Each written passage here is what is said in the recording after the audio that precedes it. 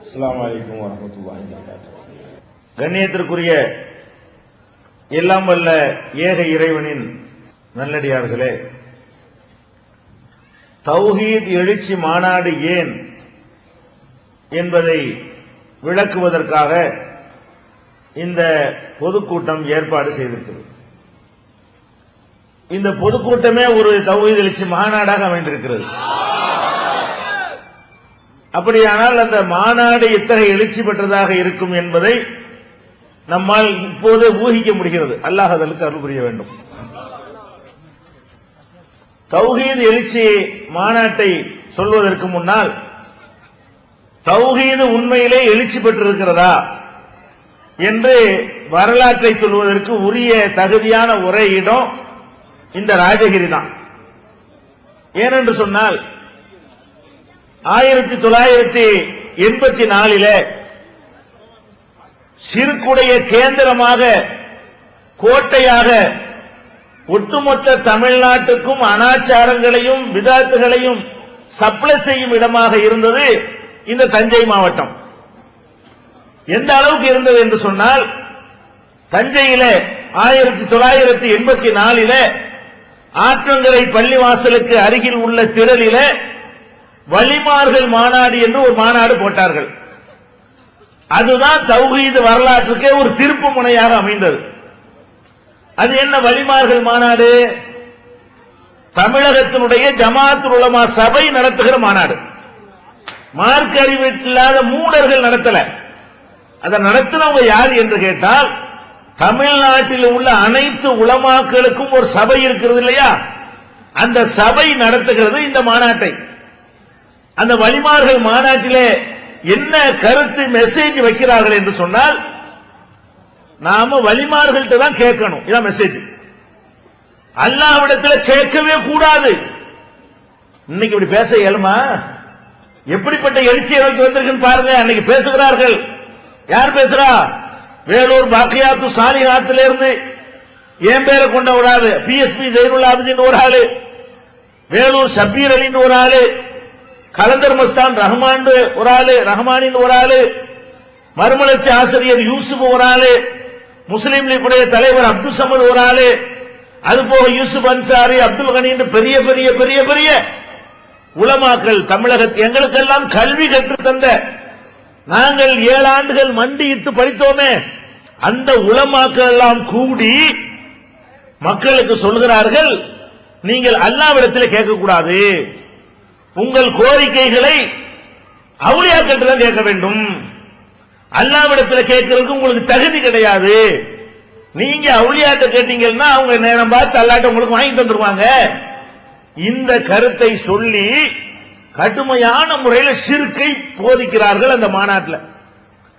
நாங்களும் இது மாதிரி உங்களை மாதிரி பார்வையாளராக போய் உட்கார்ந்து இருக்கிறோம். ரத்தம் கொதிக்கிறது. இவர்கள் மார்க்கம் கற்ற அறிஞர்களா, மக்களுடைய விருப்பம் போல மார்க்கத்தை வளைக்கக்கூடியவர்களா? இன்றைக்கு தர்காக்களில் கண்ணுக்கு முன்னாடி நடக்கக்கூடிய அனாச்சாரங்களை பார்க்கிறோம். ஏகத்துவ கொள்கை குழி தோண்டி புதைக்கப்படுகிறது. இதை எதிர்த்து பிரச்சாரம் செய்ய வேண்டிய இவர்கள் ஊமை சாமியார்களாக இருந்தாலும் மன்னித்து விடலாம். அந்த அனாச்சாரத்தை பிரச்சாரம் செய்கிறார்கள் என்று சொன்னால் எப்படி ரத்தம் கொதிக்கும்? ஒரு ஏகத்துவவாதிக்கு எப்படி கொந்தளிக்கும்? அந்த மாதிரியான ஒரு கொந்தளிப்பான நிலைக்கு நாங்கள் ஒரு 3-4 பேர் ஆளானோம். அவ்வளவு பெரிய மக்கள் திரள்ல கோபம் வந்தது 4 பேருக்கு தான். பேசக்கூடிய பேச்சாளர்கள் ஒரே ஒரு ஆள் சரியாக பேசினார். மறுமலர்ச்சியுடைய ஆசிரியர் நாவலர் யூசுப் சாஹிப் அவர்கள், நீங்கள் எதற்கு மாநாடு நடத்துகிறீர்கள்? அழகாக கேட்டார். பள்ளி வாயில்கள் காலியாக கிடக்கின்றன, அதற்கு மக்களை அழைப்பதற்கு மாநாடு நடத்த வேண்டிய நீங்கள் தர்காவுக்கு போக சொல்லி மாநாடு நடத்துகிறீர்களா? அன்றைக்கு நாங்கள் நாகூர் தர்காவுக்கு முன்னால் இது கூடாது என்று பேசி அடி வாங்கி இருக்கிறோம். ஆனால் இன்றைக்கு உலமாக்கள் அதற்கு மீண்டும் அழைப்பு விடுகிறீர்கள் என்று சொல்லி ஒட்டுமொத்த அந்த கூட்டத்திலேயே மார்க்கத்தை 7 வருஷம் படிக்காத இந்த மறுமலர்ச்சி ஆசிரியர் மாத்திரம்தான் தௌஹீத சொன்னார். இந்த உலமாக்களுடைய சந்தர்ப்ப வாதத்தை தோலுறுத்தி காட்டினார். பாக்கி எல்லாம் சிறுக்கை பேசினார்கள். பேசி முடிந்தவுடனே 4 பேர், யார் 4 பேரு? நான் ஒரு ஆளு, என்னுடைய கூட பிறந்த அண்ணன் சலாவுதீன் அவர்கள் ஒரு ஆளு, சங்கரமந்தர் சிராஜுதீன் ஒரு சகோதரர், நீடூரை சேர்ந்த மன்சூர் என்று ஒரு ஆளு. இவ்வளவுதான் அந்த மாநாட்டிலேயே எதிர்ப்பு தெரிவிச்சாங்க. நேர போனோம் பேசினவர்கிட்ட, ஏயா இந்த மாதிரி பேசுறிய, குர்ஆனை தூக்கி குழியில வச்சு அடக்கம் பண்ற மாதிரி பேசுறிய, நபிகள் நாயகத்தினுடைய போதனைகளை எல்லாம் சாவுமணி அடிச்சு இப்படி ஒரு நச்சு கருத்தை பரப்புறிய என்று நாங்கள் சண்டை போடுறோம். மேடை விட்டு இறங்கணும், ரவுண்டு கட்டி அடிக்காத குறை விரட்டிட்டாங்க, வெளியேற்றிட்டாங்க. எங்க 4 பேரையும் அந்த திடல்ல இருந்து என்ன செய்யறாங்க, வெளியேற்றுறாங்க. அவ்வளவு பெரிய, இப்ப நீங்க கூடி இருக்கிறீர்களே, இது போல இன்னும் ஒரு மடங்கு கூட்டம். அவ்வளவு பெரிய கூட்டத்தில் தௌஹீத் எத்தனை பேரு? 4 பேர், வெறும் 4 பேர். ஆனால் எனக்கு அடங்கல. அந்த மாநாட்டில இருந்து வந்த உடனே ஒரு நாடகம் அரங்கேறியது என்று சொல்லி, அதான் முதல் யுத்தம். இந்த உலமாக்கள், மார்க்கத்தை கற்றவர்கள், சொர்க்கத்திற்கு நம்மை அழைத்து செல்ல கடமைப்பட்டவர்கள், சமாதிகளை வணங்கி நிரந்தர நரகத்திற்கு இந்த மக்களை அழைத்தார்களே, அந்த மாபாதக செயலுக்கு எதிராக சங்கரமந்தல்ல இருந்து ஒரு பிரசுரத்தை போடுகிறோம். என் சொந்த பேர்ல, என் பேர்ல போடுறேன். போலியா ஒரு அமைப்பு பேரை போட்டு போடல. அந்த நோட்டீஸ்ல என்ன 16 பக்கம் நோட்டீஸ். அதுல குறிப்பிடுற அவர்கள் எடுத்து வைத்த வாதங்கள் என்ன, எப்படி எல்லாம் பைத்தியக்காரத்தனமாக இருக்கிறது என்று அவங்களுடைய ஒவ்வொரு தவறுகளையும் சுட்டிக்காட்டி, இவங்க எல்லாம் மார்க்கத்தை படிச்சிருக்கிறாங்களா, அல்லது மதரசாக்கள்ல படிச்சாங்களா, அல்லது மடாலயங்கள்ல போய் படிச்சுட்டு வந்தார்களா என்று ரொம்ப காரசாரமாக, அப்போலாம் கொஞ்சம் இலக்கியமா நடையா எழுதக்கூடிய வழக்கம் இருந்தது. இப்ப அதெல்லாம் கிடையாது. சாதாரண மக்களுக்கு புரிகிற மாதிரி எழுதணும், பேசணும்னு வந்துட்டோம். அந்த காலத்தில் அப்படி ஒரு காரசாரமாக எழுதி ஒரு நோட்டீஸை வெளியிட்டோம். வெளியிட்ட உடனே உங்க ராஜகிரிக்கு பக்கத்துல வடுத்தூரா உளுத்தூரா, வடுத்தூர், அது அந்த ஊர்ல இருந்து அங்க ஒரு பெரிய உலமா, அவங்கதான் இதுக்கு சூத்திரதாரி. இதுக்கு இந்த 84 வழிமார்கள் மாநாட்டில் முக்கியமான காரணகர்த்தாவா இருந்தாலே யாரு? அவர் தான். இந்த நோட்டீஸ் தமிழ்நாடு பூரா அடிச்சு, சொந்த செலவு அடிச்சு நான் பரப்பி விட்ட உடனே கொந்தளிச்சு போய் இங்க இருந்து ராஜகிரியில இருந்தா முதல் எதிர்ப்பு வருது. அதுதான் ராஜகிரி எழுச்சிக்கு ஒரு ஊர் நான் சொல்றேன். என்ன வருது? நம்ம நோட்டீஸுக்கு பி ஜெயினுல்லாபிதீன் என்ற பைத்தியக்காரனுக்கு பதிலடி தலைப்பு. நான் நோட்டீஸ் போட்டேன்ல, அதுக்கு பதிலடி கொடுக்கிறாங்க நோட்டீஸ்ல. என்னடா பதிலடின்னு பார்த்தா, நான் சுட்டி காட்டின ஒரு ஆயத்துக்கு பதில் இல்ல, நான் சுட்டி காட்டின ஒரு ஹதீஸுக்கு பதில் இல்ல. என்ன எழுதுக்கு தெரியுமா? கிறுக்கன், கற்பேன். இதுதான் பதிலடி. இது பதிலடியா? அடே, நான் என்ன கேள்வி கேட்டிருக்கிறேன்? நான் அந்த கேள்வியில ஒரு கேள்விக்கு பதில் இல்ல. என்ன இருக்கு? இவனை பள்ளிவாசல்ல ஏத்தாதீங்க, இவன் எங்க வந்தாலும் அடிங்க, இவனை உதைங்க, அப்படி இப்படின்னு கண்ணா பின்னாண்டு திட்டுறதை தவிர வேற ஒண்ணும் இல்ல. அது எப்படி வெளியிடப்படுது? உங்க ஊருடைய அட்ரஸை போட்டு, அந்த உலமா இருக்காங்கள, இப்ப இருக்காரா இல்லையான்னு தெரியல, இருக்காரா, அவராக்கு இன்னைக்கு தூண்டி விட்டு இந்த வேலையை செஞ்சார். அவர் தலைமையில 25 பெரிய பெரிய தலப்பாக்களை கூட்டிக்கிட்டு சங்கரமந்தல்ல இறங்குறாங்க. நாங்க ஒரு மதரசாவை ஓதி கொடுத்துட்டு இருக்கிறேன். சங்கரமந்தல் மதரசாவில் ஓதி கொடுத்த காரணத்தினாலதான் இந்த மாநாட்டுக்கு கூட போக வேண்டிய நிலைமை ஏற்பட்டுச்சு. அந்த நிர்வாகிகளை எல்லாம் சந்திச்சு இவனை வெளியேற்றணும், உலமாக்களை கேவலப்படுத்திட்டான், எங்கள்கிட்ட மன்னிப்பு கேட்க சொல்லணும், இல்லைன்னா வெளியேற்றுங்க, மதரசாவுக்கு நீக்குங்க அப்படின்னு வந்தாங்க. ஆனால் அன்றைக்கு இருந்த சங்கரமந்தல்ல நாம அதுக்கு முன்னாடி ஒரு 3 வருஷம் அங்க இருந்து பிரச்சாரம் பண்ணி இளைஞர்கள் எல்லாம் நம்ம கருத்தின் பக்கம் நிறைய பேர் வந்திருந்தார்கள். அப்படியெல்லாம் எளிதாக நம்மளை தூக்கி போடக்கூடிய நிலைமை இன்னைக்கு இருக்கல. அதனால நிர்வாகம் அவங்க பாடத்தை ஒழுங்கா நடத்துறாங்க, இதுல அவங்க விஷயமா நீங்க தலையிட வேணான்னு சொல்லி அனுப்பி முகத்துல கரிய பூசிட்டாங்க.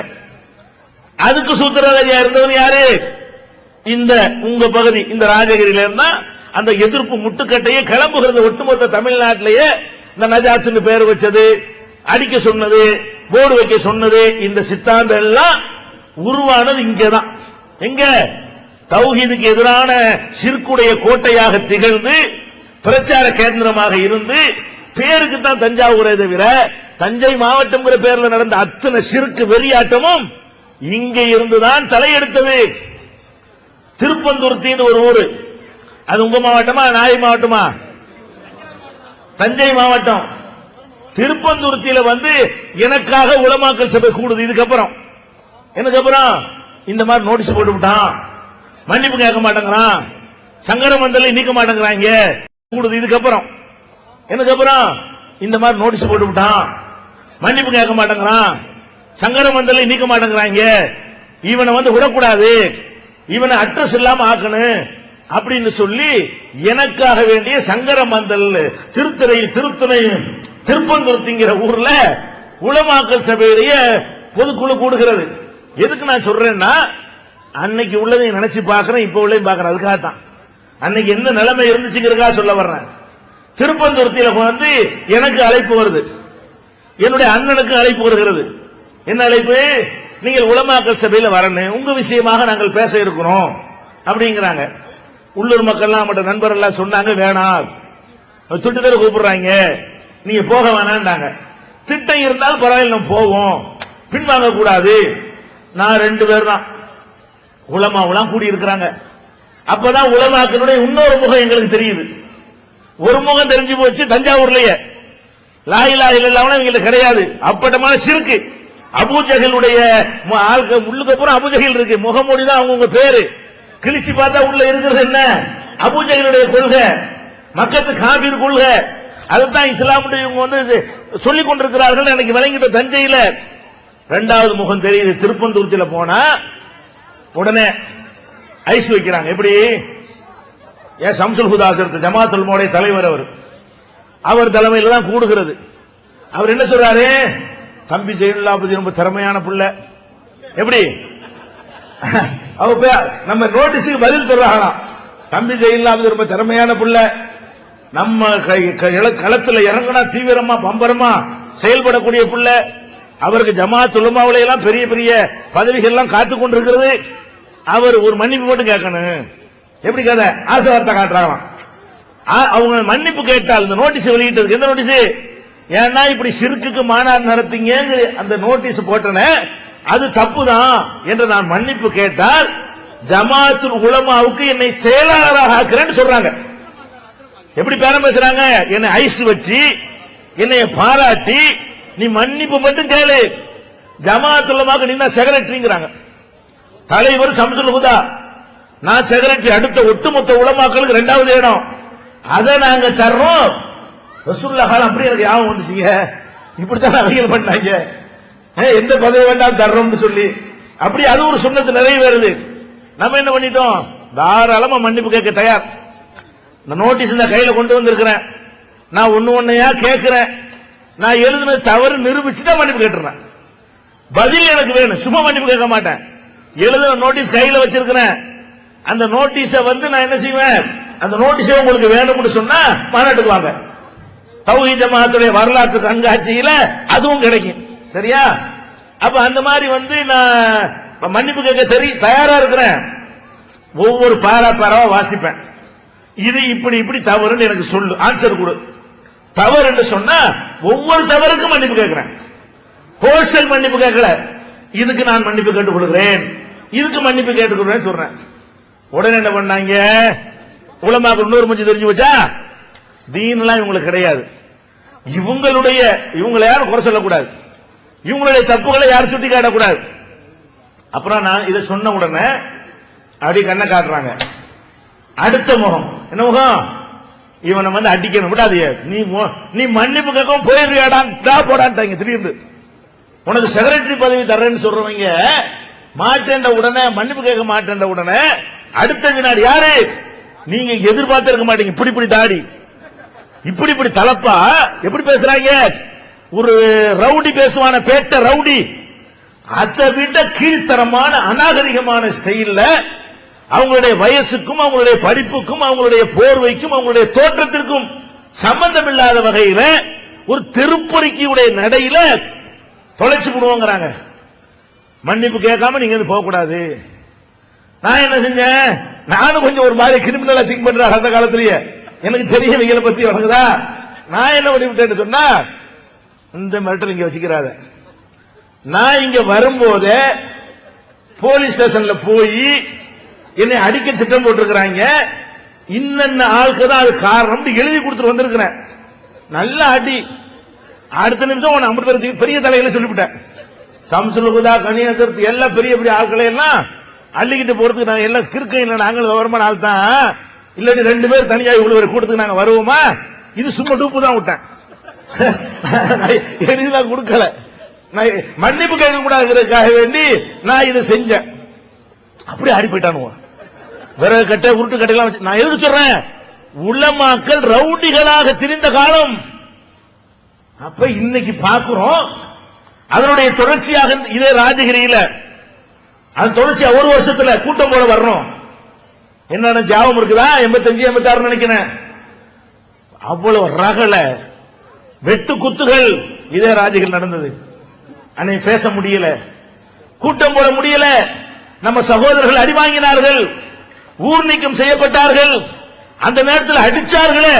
அப்படிப்பட்டவர்களாம் இன்னைக்கு ஜமாத்தில் பொறுப்பில் இருக்கிறார்கள். அல்லாஹ்வுடைய கிருபை. யார் அதுக்கு சூத்திரவாதியா இருந்தவர்கள் இப்ப நான் சொன்ன இதே கூட்டம் தான். அப்ப எதுக்கு சொல்றேன்னு கேட்டா, தௌஹீதுக்கு எதிராக தமிழகத்தில் ஒரு கேந்திரம் இருந்தது என்று சொன்னால் அது தஞ்சை மாவட்டம், அது ராஜகிரி, பண்டாரவடை, ஐயம்பேட்டை, வழுத்தூர் பகுதி. இங்கிருந்துதான் ஷிர்கை ஆதரிக்கக்கூடியவர்கள் வெறி பிடித்து அலைந்தார்கள். இன்றைக்கு என்ன நிலைமை, அவங்க பேர்கள் இன்னைக்கு யாருக்குமே தெரியாது. அந்த தஞ்சை மாநாட்டில் வந்து பேசினார்களே பெரிய பெரிய தொடை தட்டி பேச்சாளர்கள், அவங்க எல்லாம் எங்க இருக்கிறாங்க காணா. ஆனா தௌஹீத் எங்க இருக்கு, அங்க இருக்கிறவங்களுக்கு மேடையை பார்க்க முடியல. சேரு இல்லையா, கீழே உட்கார்ந்து இருக்கிறீங்க. தௌஹீத் எழுச்சி எப்படி இருக்குன்னா, இந்த பகுதியில் உள்ள அத்தனை சேர்களும் வாடகைக்கு எடுக்கப்பட்டு இனிமே ஸ்டாக் இல்லைங்கிறான். அப்ப ஸ்டாக் இல்லாம கீழேயாவது உட்காருங்க என்று சொல்ற அளவுக்கு வளர்ந்திருக்கிறது என்றால் இந்த எழுச்சி உங்களுக்கு புரியுதா? இது சாதாரணமாக வந்ததல்ல. இந்த எழுச்சிக்கு பின்னால் நம்முடைய கொள்கை சகோதரர்களுடைய உறுதியான நிலைப்பாடும், எத்தனை பேர் ஊர் நீக்கம் செய்யப்பட்டு தனியா எல்லாரும் தன்னை விட்டு ஒதுங்கும் போது எப்படிப்பட்ட மனநிலை இருக்கும். அப்படி எல்லாம் இந்த ஊர்ல, இதுக்கு பக்கத்து ஊர்கள்ல எல்லாம் பல பேர் தியாகம் செய்திருக்கிறார்கள். அதுதான் இந்த வளர்ச்சி காரணம். அன்னைக்கு புடிவாதமா உறுதியா இல்லைன்னா அல்லாஹ் இப்படி ஒரு வெற்றியை தந்திருக்க மாட்டான். பேசுகிற பேச்சாளர்கள் மாத்திரம் உறுதியா இருக்கல, இந்த கொள்கை ஏற்றுக்கொண்ட ஒவ்வொரு கொள்கை சகோதரனும் பத்தரை மாற்று தங்கமாக இருந்தான். அந்த அளவுக்கு உறுதிப்பாடாக இருந்தான். ஊரையே எதிர்த்து நின்றான், தன்னந்தனியாக நின்றான். அவ்வளவுக்கு பிறகுதான் அல்லாஹ் இப்படி ஒரு எழுச்சியை தந்திருக்கிறான் என்பதற்காக இந்த ராஜகிரி எழுச்சி மாநாட்டை பற்றி விளக்குவதற்கு ஏற்ற இடம் என்பதற்காக இது நான் சொல்றேன். இது பீடிகை. இந்த தௌஹீத் எழுச்சி மாநாடு ஏன், அதுக்கு வந்துருவோம். இது உங்க பகுதிக்கு சொல்ல வேண்டிய ஒரு செய்தி. பழைய கதைகள் நிறைய பேருக்கு தெரியாது. உங்க பகுதி மக்களுக்கு சொல்ல வேண்டிய செய்தி. இவங்களாம் காணா போயிருவார்கள். இன்றைக்கு உள்ள சூழ்நிலையில எல்லாம் வயசான ஆளுக்கு பள்ளிவாசல கட்டி காத்துட்டு இருக்கிறாங்களே, இவங்க தான் இருக்காங்களே தவிர அவங்க பிள்ளைகள் நம்மகிட்ட இருக்கிறாங்க. பாப்பாக்கள் அங்கிட்டு பக்கம் இருக்கிற, அத்தாக்கள் அங்கிட்டு இருக்கிறாங்க, பிள்ளைகள் அந்த பக்கம் இருக்கிறாங்க. இன்னும் 5-6 வருஷம் தான் எல்லா பள்ளிவாசல் நம்ம கையில தான், சந்தேகமே கிடையாது. இன்ஷா அல்லாஹ் நான் மிகைப்படுத்தி கூடுதலா சொல்லவே இல்லை. இவங்களுடைய காலம் முடியக்கூடிய கட்டத்தில் எல்லா பள்ளிவாசலும் தௌஹீதுடைய கோட்டையாக இருக்கும். ஷிர்கை ஆதரித்து பேசியவர்கள் எல்லாம் இருந்த இடம் தெரியாமல், வாழ்வதற்கு வழி இல்லாமல், அடியோடு காணாமல் போய்விடக்கூடிய நிலைமை இன்ஷா அல்லாஹ் சந்திக்கத்தான் போகிறோம். இப்ப வரும் விஷயத்துக்கு, இந்த தௌஹீத் எழுச்சி மாநாடு நம்ம எதுக்கு நடத்துறோம் வழங்கிக் கொள்ளணும். இப்படி ஒரு மாநாடு தேவையான கண்டிப்பா தேவை. ஏன் தேவை என்றால், நம்ம இந்த 25 ஆண்டுகளாக நம்ம என்ன செஞ்சோம் நிறைய பேருக்கு தெரியல. என்ன விளங்கி வச்சிருக்காங்க தெரியுமா? தமிழ்நாடு தௌஹீத் ஜமாஅத்னா தொழுவும் போது பள்ளிவாசல்லையே பிரச்சனை உண்டாக்குவாங்க. இதான் நம்மளை பத்தி மக்களுக்கு எவ்வளவு தெரியும். தௌஹீத் மக்களுக்கு கரெக்டா தெரியும். தௌஹீதுல இல்லாத பொதுமக்கள் என்ன விளங்கி வச்சிருக்காங்கன்னு கேட்டா, தௌஹீத் ஜமாத்தா விரல போய் ஆட்டுவாங்க, தொப்பி போட மாட்டாங்க, அஜத்துல சண்டை பிடிப்பாங்க, இதான் ஆமீன் சத்தம் போட்டு சொல்லுவாங்க. நெஞ்சில கையை கட்டுவாங்க. இவ்வளவுதான் தௌஹீத் ஜமாத்து. இதை தவிர தௌஹீத் ஜமாத்தை பற்றி எதுவும் தெரியாதவர்களாக கணிசமான முஸ்லிம்கள் இருந்து கொண்டிருக்கிறார்கள், அதிகமான முஸ்லிம்கள் இருக்கிறார்கள். அவர்களுக்கு இந்த ஜமாத் என்றால் என்ன, இது என்ன செஞ்சிருக்கிறது என்பதையெல்லாம் தெள்ள தெளிவாக விளக்கணும் என்று சொன்னால், இதுக்கு பின்னாடி 10 பேர் 5 பேர் இல்லப்பா, 5 வருஷத்துக்கு பிறகு நாங்க தான் தமிழகத்தினுடைய ஒட்டுமொத்த இஸ்லாமிய அமைப்புகளையும் ஆளப்போகிறவர்கள் என்பதை நிரூபிக்க வேண்டுமானால் அதற்கு ஒரு மாநாடு தேவை என்று நாங்கள் முடிவெடுத்தோம். எதுக்கு இந்த மாநாடு கேட்டா, நபிகள் நாயகம் ஸல்லல்லாஹு அலைஹி வஸல்லம் அவங்க வாழ்ந்த காலத்துல மக்காவில் உள்ளவர்கள் அவங்களை எதிர்த்தார்கள். இது நம்ம எல்லாருக்கும் தெரியும். மதீனாவில் உள்ளவர்கள் எல்லாம் கணிசமா ஆதரித்தார்கள். இது நம்ம எல்லாருக்கும் தெரியும். இடைப்பட்ட ஊர்ல சில மக்கள் இருந்தாங்கல்ல, அவங்க எல்லாம் எதிர்க்கவும் கிடையாது, ஆதரிக்கவும் கிடையாது. இவங்களோட சேர்ந்துகிட்டு படை திரட்டிக்கிட்டு வரவும் கிடையாது. அதே நேரத்தில் ரசூலுல்லாஹ்வுக்கு பின்னாடி அணிவகுத்து போகவும் கிடையாது. அவங்க என்ன பண்ணாங்கன்னா, கொஞ்ச நாள் நம்ம வெயிட் பண்ணுவோம். யாரு? மக்காவையும் மதீனாவையும் சேராத மக்கள் அவங்க என்ன செஞ்சாங்கன்னா, கொஞ்ச நாள் நம்ம வெயிட் பண்ணுவோம். எதுக்கு வெயிட் பண்ணுவோம்? இவர் கை ஓங்குதா அவங்க கை ஓங்குதா அதை பார்ப்போம். அந்த மக்கள் எதை பார்க்கறாங்க? முகமது கை ஓங்கிதா அதை பார்ப்போம். அந்த மக்கள் எதை பார்க்கறாங்க? முகமது கை ஓங்கிருச்சுன்னு சொன்னா அங்கிட்டு போய் சேர்ந்துக்குருவோம். அவர் கொஞ்சம் நல்ல விஷயத்தான் சொல்றாரு. இவங்க கை ஓங்கி போய் முகமதை காலி பண்ணிட்டாங்கன்னு சொன்னா இங்கிட்டு பார்க்க சேர்ந்துக்குருவோம். அது வரைக்கும் நம்ம என்ன செய்வோம்? நடுநிலை வகிக்குவோம். அப்படிங்கிற மாதிரியான ஒரு கூட்டம் தான் நபிகள் நாயகம் ஸல்லல்லாஹு அலைஹி வஸல்லமுடைய துவக்க காலத்தில் இருந்து மக்காவுக்குல இருந்து மதீனாவுக்கு போய் 6 வருஷம் வரைக்கும் இப்படிப்பட்ட கூட்டம் தான் அதிகமா இருந்தாங்க. பெரிய அளவுல கூட்டம் வளரவே இல்லை, அங்கொன்றும் இங்கொன்றுமாக வளர்ந்தது. ஆனா மக்கா வெற்றி பெறுதல நபிகள் நாயகம் ஸல்லல்லாஹு அலைஹி வஸல்லம் அவர்கள் எந்த ஊரிலிருந்து விரட்டி அடிக்கப்பட்டார்களோ அந்த ஊருக்குள்ளே வெற்றி வீரரா நுழைகிறாங்க. எப்படி நுழைகிறாங்க? கத்தி இல்லாம நுழைகிறாங்க. வாளை உரையில போட்டுக்கொண்டு நுழைகிறார்கள். எந்த ஒரு நாட்டை பிடித்த எந்த ஒரு தலைவனும் எந்த ஒரு ராணுவமும் ஆயுதத்தை உரையில் போட்டுக் கொண்டவர்களாக உள்ளே நுழைவார்களா? முதல்ல உலக சரித்திரத்திலே இல்லாத வகையாக நபிகள் நாயகம் ஸல்லல்லாஹு அலைஹி வஸல்லம் அவர்களும் அவங்களுடைய அணியினரும் ஆயுதங்களை உரையில் போட்டவர்களாக நிராயுத பாணிகளைப் போல ஒரு கத்தி எடுக்காமல் ஒரு துளி ரத்தம் சிந்தாமல் மக்காவிலே வெற்றி வீரராக நுழைகிறார்கள். நுழைந்தா அவங்களை எதிர்த்தவன், அடிச்சவன், உதைச்சவன், கொலை செஞ்சவன், முள்ளலி போட்டவன், கள்ள விட்டு எரிஞ்சவன் எல்லாம் அங்கங்க நிக்கிறான். நபிகள் நாயகம் கையை கூட நீட்டல. அனைவருக்கும் பொது மன்னிப்பு என்றார்கள்.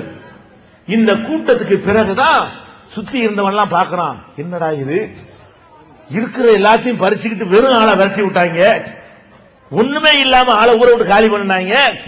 அந்த ஆள் வெறும் ஆளா போயிட்டு மக்களை பூரா திரட்டிக்கிட்டு இந்த ஊர் இப்படி ஈஸியா கையில் எடுத்துட்டாரு.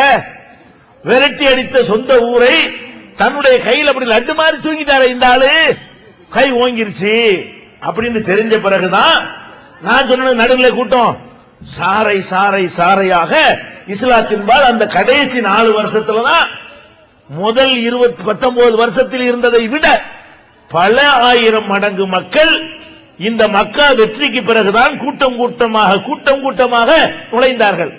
அப்பதான் இந்த வசனமும் அருளப்படுது. எந்த கூட்டம்? எந்த வசனம்?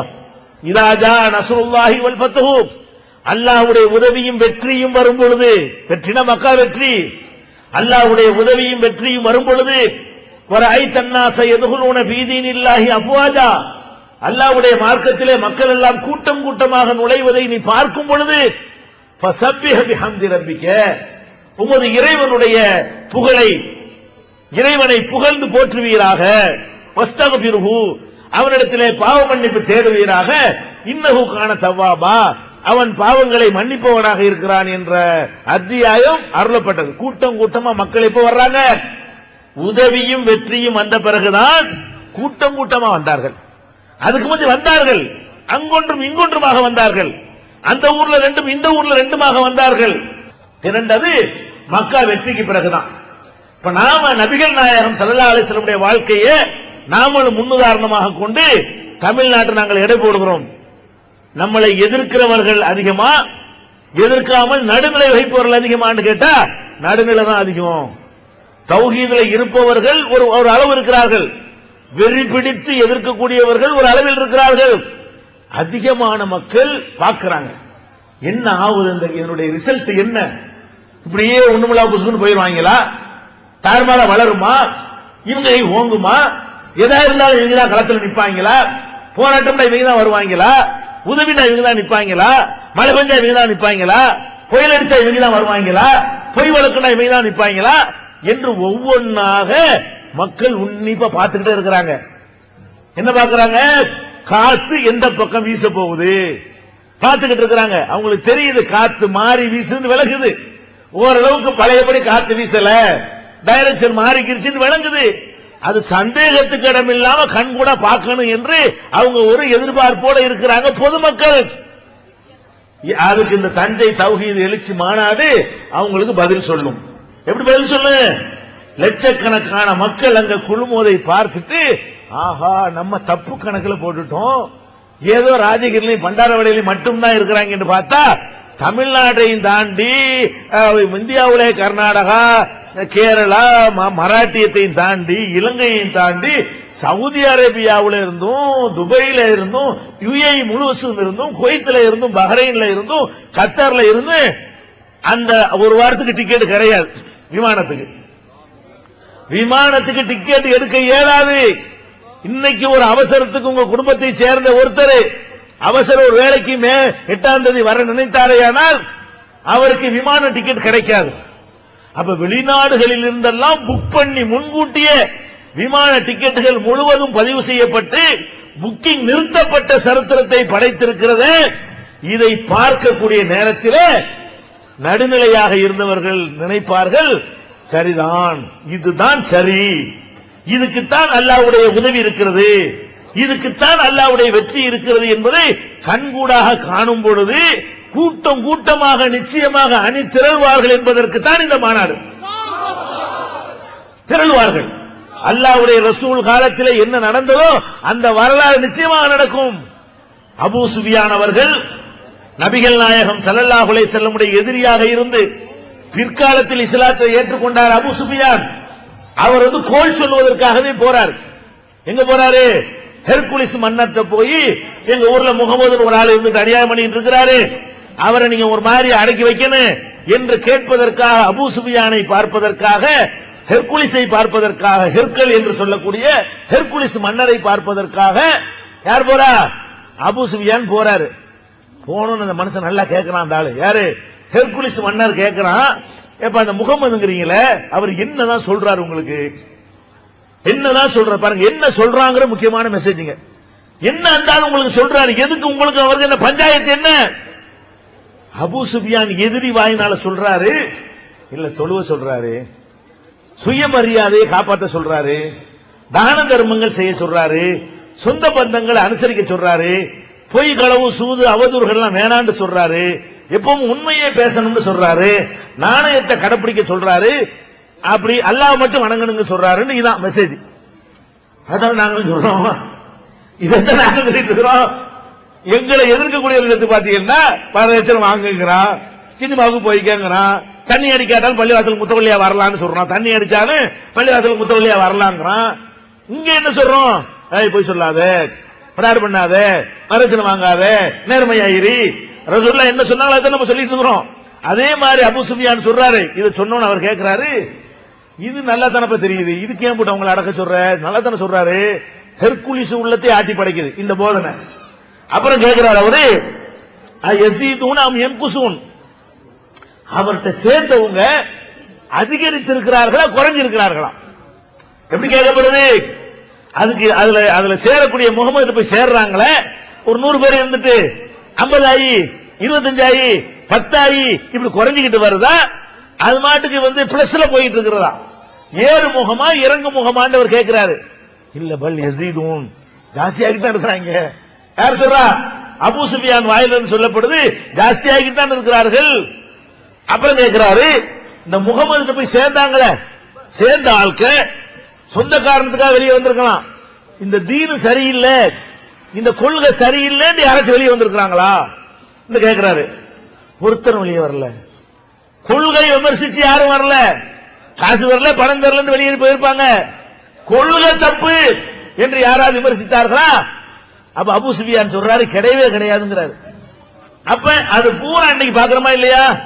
இந்த ஜமாத்து வளர்ந்துச்சா சுருங்குனுச்சா?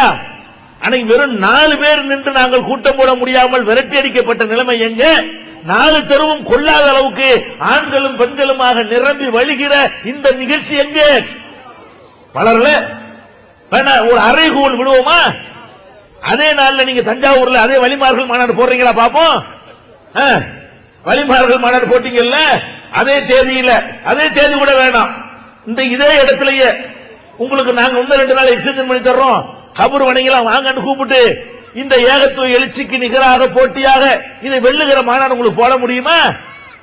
தேஞ்சு போச்சுங்க, கழுத தேஞ்சு கட்டலும் பாய் நிக்குது. இப்ப பழமொழி சொல்லுவாங்க இல்லையா, சிறுக்கு என்பது எப்படி போச்சுன்னு சொன்னா, அவுளியாட்ட போய் கேளுங்கன்னு சொன்னாங்கல்ல, சொல்ல முடியல. இன்னைக்கு ஆளாளுக்கு பின்னி எடுக்கலாம். பொம்பளை கேள்வி எது பதில் சொல்ல முடியல.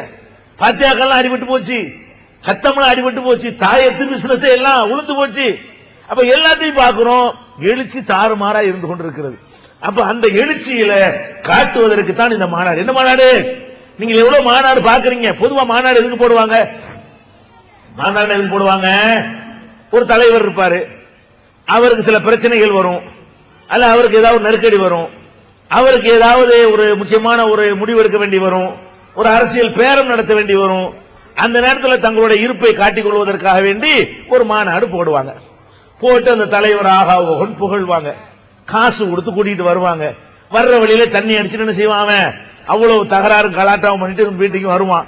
தலைவர் பேசிட்டு இருக்கும்போது சாராயத்தை குடிச்சு தூரத்தில் படுத்து தூங்கிக்கிட்டு வாந்தி எடுத்து தூங்கிட்டு இருப்பான். இதெல்லாம் மாநாடுகள்ல பாக்குறோம். அதுக்கா இது தலைவர்களுக்கு துதிபாடுவதற்காக இந்த மாநாடு கிடையாது. அல்ல இந்த கூட்டத்தை எல்லாம் காட்டி இவ்வளவு ஓட்டு எங்கள்கிட்ட இருக்கிறது, எங்களுக்கு என்ன தருவீங்க என்று பேரம் பேசுவதற்காக இந்த மாநாடு இல்ல. பேரம் பேசுவதற்காக இந்த மாநாடு இல்ல. மக்களை வழிகெடுப்பதற்காக இந்த மாநாடு கிடையவே கிடையாது. இந்த மாநாடு எதுக்கு? முழுக்க முழுக்க இந்த சமுதாயத்திற்கு நல்லது செய்யணும் என்றதுக்காக செய்யற மாநாடு. அதனாலதான் மாநாட்டில் உள்ள சில விஷயங்களை நான் உங்களுக்கு சொன்னா விளங்கும். அதுக்குதான் இந்த நிகழ்ச்சியை ஏற்பாடு செஞ்சிருக்கிறோம். இந்த மாநாடை எப்படி நம்ம ஏற்பாடு செய்யறோம் என்று கேட்டால், நல்ல விளைக்கிறீங்க என்னென்ன விஷயங்கள்லாம் இருக்குன்னு கேள்விப்பட்டீங்கன்னா, எதிரிகளும் கூட அந்த மாநாட்டில் வந்து குழுமி பயன்பெறுவார்கள். இன்னும் சொல்ல போனால், நேற்று செய்தியாளர்களை நாங்கள் சந்தித்து இந்த மாநாட்டில் என்னென்ன இருக்குன்னு நாங்கள் விளக்கும் பொழுது, செய்தியாளர்கள், முஸ்லிம் அல்லாத செய்தியாளர்கள் சொல்றாங்க, இவ்வளவு பயனுள்ள ஒரு விஷயத்துக்கு நாங்கள்லாம் வரலாமா, எங்க மனைவி மக்கள் அழைச்சிக்கிட்டு வரலாமான்னு கேட்கிற அளவுக்கு இறைவன் வந்து அவ்வளவு திட்டங்களை நம் மூலமாக செயல்படுத்த நாடி இருக்கிறான். அது என்னது? முதலாவதா எடுத்துக்கொண்டீர்களே ஆனால், இந்த மாநாட்டில் ஒரு பெரிய அரங்கம், லட்சக்கணக்கான மக்கள் ஒரே இடத்தில் அமர்ந்து பார்ப்பதற்காக ஒரு பெரிய அரங்கம். அந்த பெரிய அரங்கத்தில் மாலையிலும் காலையில் 1 மணி நேரமும் இரவுல ஒரு 3 மணி நேரமும் மாத்திரம்தான் பயான் நடக்கும். வெயில் வெக்கையெல்லாம் இல்லாத காலை நேரத்திலையும் இரவுல மகரிபுக்கு பிறகு உள்ள அந்த நேரத்திலையும் 10 மணி வரைக்கும் மக்கள் அனைவரும் ஒன்றாக இது மாதிரி கூடியிருந்து சொற்பொழிவு கேட்பார்கள். அந்த மேடையில வந்து கிட்டத்தட்ட 20க்கு மேற்பட்ட புரொஜெக்டர்கள் வைக்கப்பட்டிருக்கும். இங்க இருந்து நீங்கள் மேடையை பார்த்தா கூட ஒழுங்கா தெரியாது, தூரத்தில் இருக்கிறவங்களுக்கு நல்லா தெரியும். அந்த அளவுக்கு பெரிய ஸ்கோப் திரை, சினிமா பார்க்கிற மாதிரி பெரிய திரையில் என்ன செய்யறோம், அது வந்து டே அண்ட் நைட் திரையை போட்டு மொத்த மாநாட்டு காட்சிகளையும் எங்க இருந்து வேண்டாலும் பார்க்கலாம். இது ஒரு அரங்க, சின்ன நேரம் தான் இது. ஒரு நாளைக்கு 3.5 மணி நேரம் 4 மணி நேரம் தான் இதுல உட்கார போறாங்க மக்கள். மீதி நேரம் எல்லாம் 2 நாளும் அவங்களுக்கு நிறைய தீனிகள். அப்படி தீனிகள் என்ன தீனி? உதாரணத்துக்கு என்ன நூலா இருக்குன்னு பாருங்க. இப்ப ஹஜ்ஜிக்கு நம்ம போறோம், காபா ஆலயத்தை பார்த்து தவாப் செய்துட்டு வர்றோம். ஆனால் யாருக்கு ஹஜ்ஜிக்கு போக இயலும்? வசதியானவங்களுக்கு போக இயலும். வசதி இல்லாதவங்களுக்கு அது எப்படித்தான் அந்த காபா இருக்கும் என்று பார்க்க இயலாது. வேணும்னா அந்த வடிவத்தை காட்ட முடியும், ஒரு சின்னதா ஒரு போட்டோவில் காட்ட முடியும், ஒரு பேனர்ல காட்ட முடியும், ஒரு சின்னதா ஒரு மினியேச்சர் மாதிரி இப்படி செஞ்சு வச்சு வேண்டால் காட்ட முடியும். ஆனால் நீங்க பாக்குறீங்க அவ்வளவுதான் அந்த காபாவுடைய உயரம் இல்ல. இந்த காபாவுடைய உண்மையான உயரம் என்ன? வாலி வசூல் வரதான் போங்க, அள்ளி போடுங்க. 43 அடி உயரம்ங்க. காபாவுடைய உயரம் எவ்வளவு? இது எவ்வளவு இருக்கு? மொத்தம் 8 அடி இருக்கும். இது 10 அடி இருக்கு அதிகபட்சமா போனா. இது மாதிரி 4 மடங்கு உயரம் காபாங்கிறது. காபா எவ்வளவு உயரம்? 4 மாடி உயரம். ஒரு மாடிக்கு 10 அடி வைப்பாங்களா?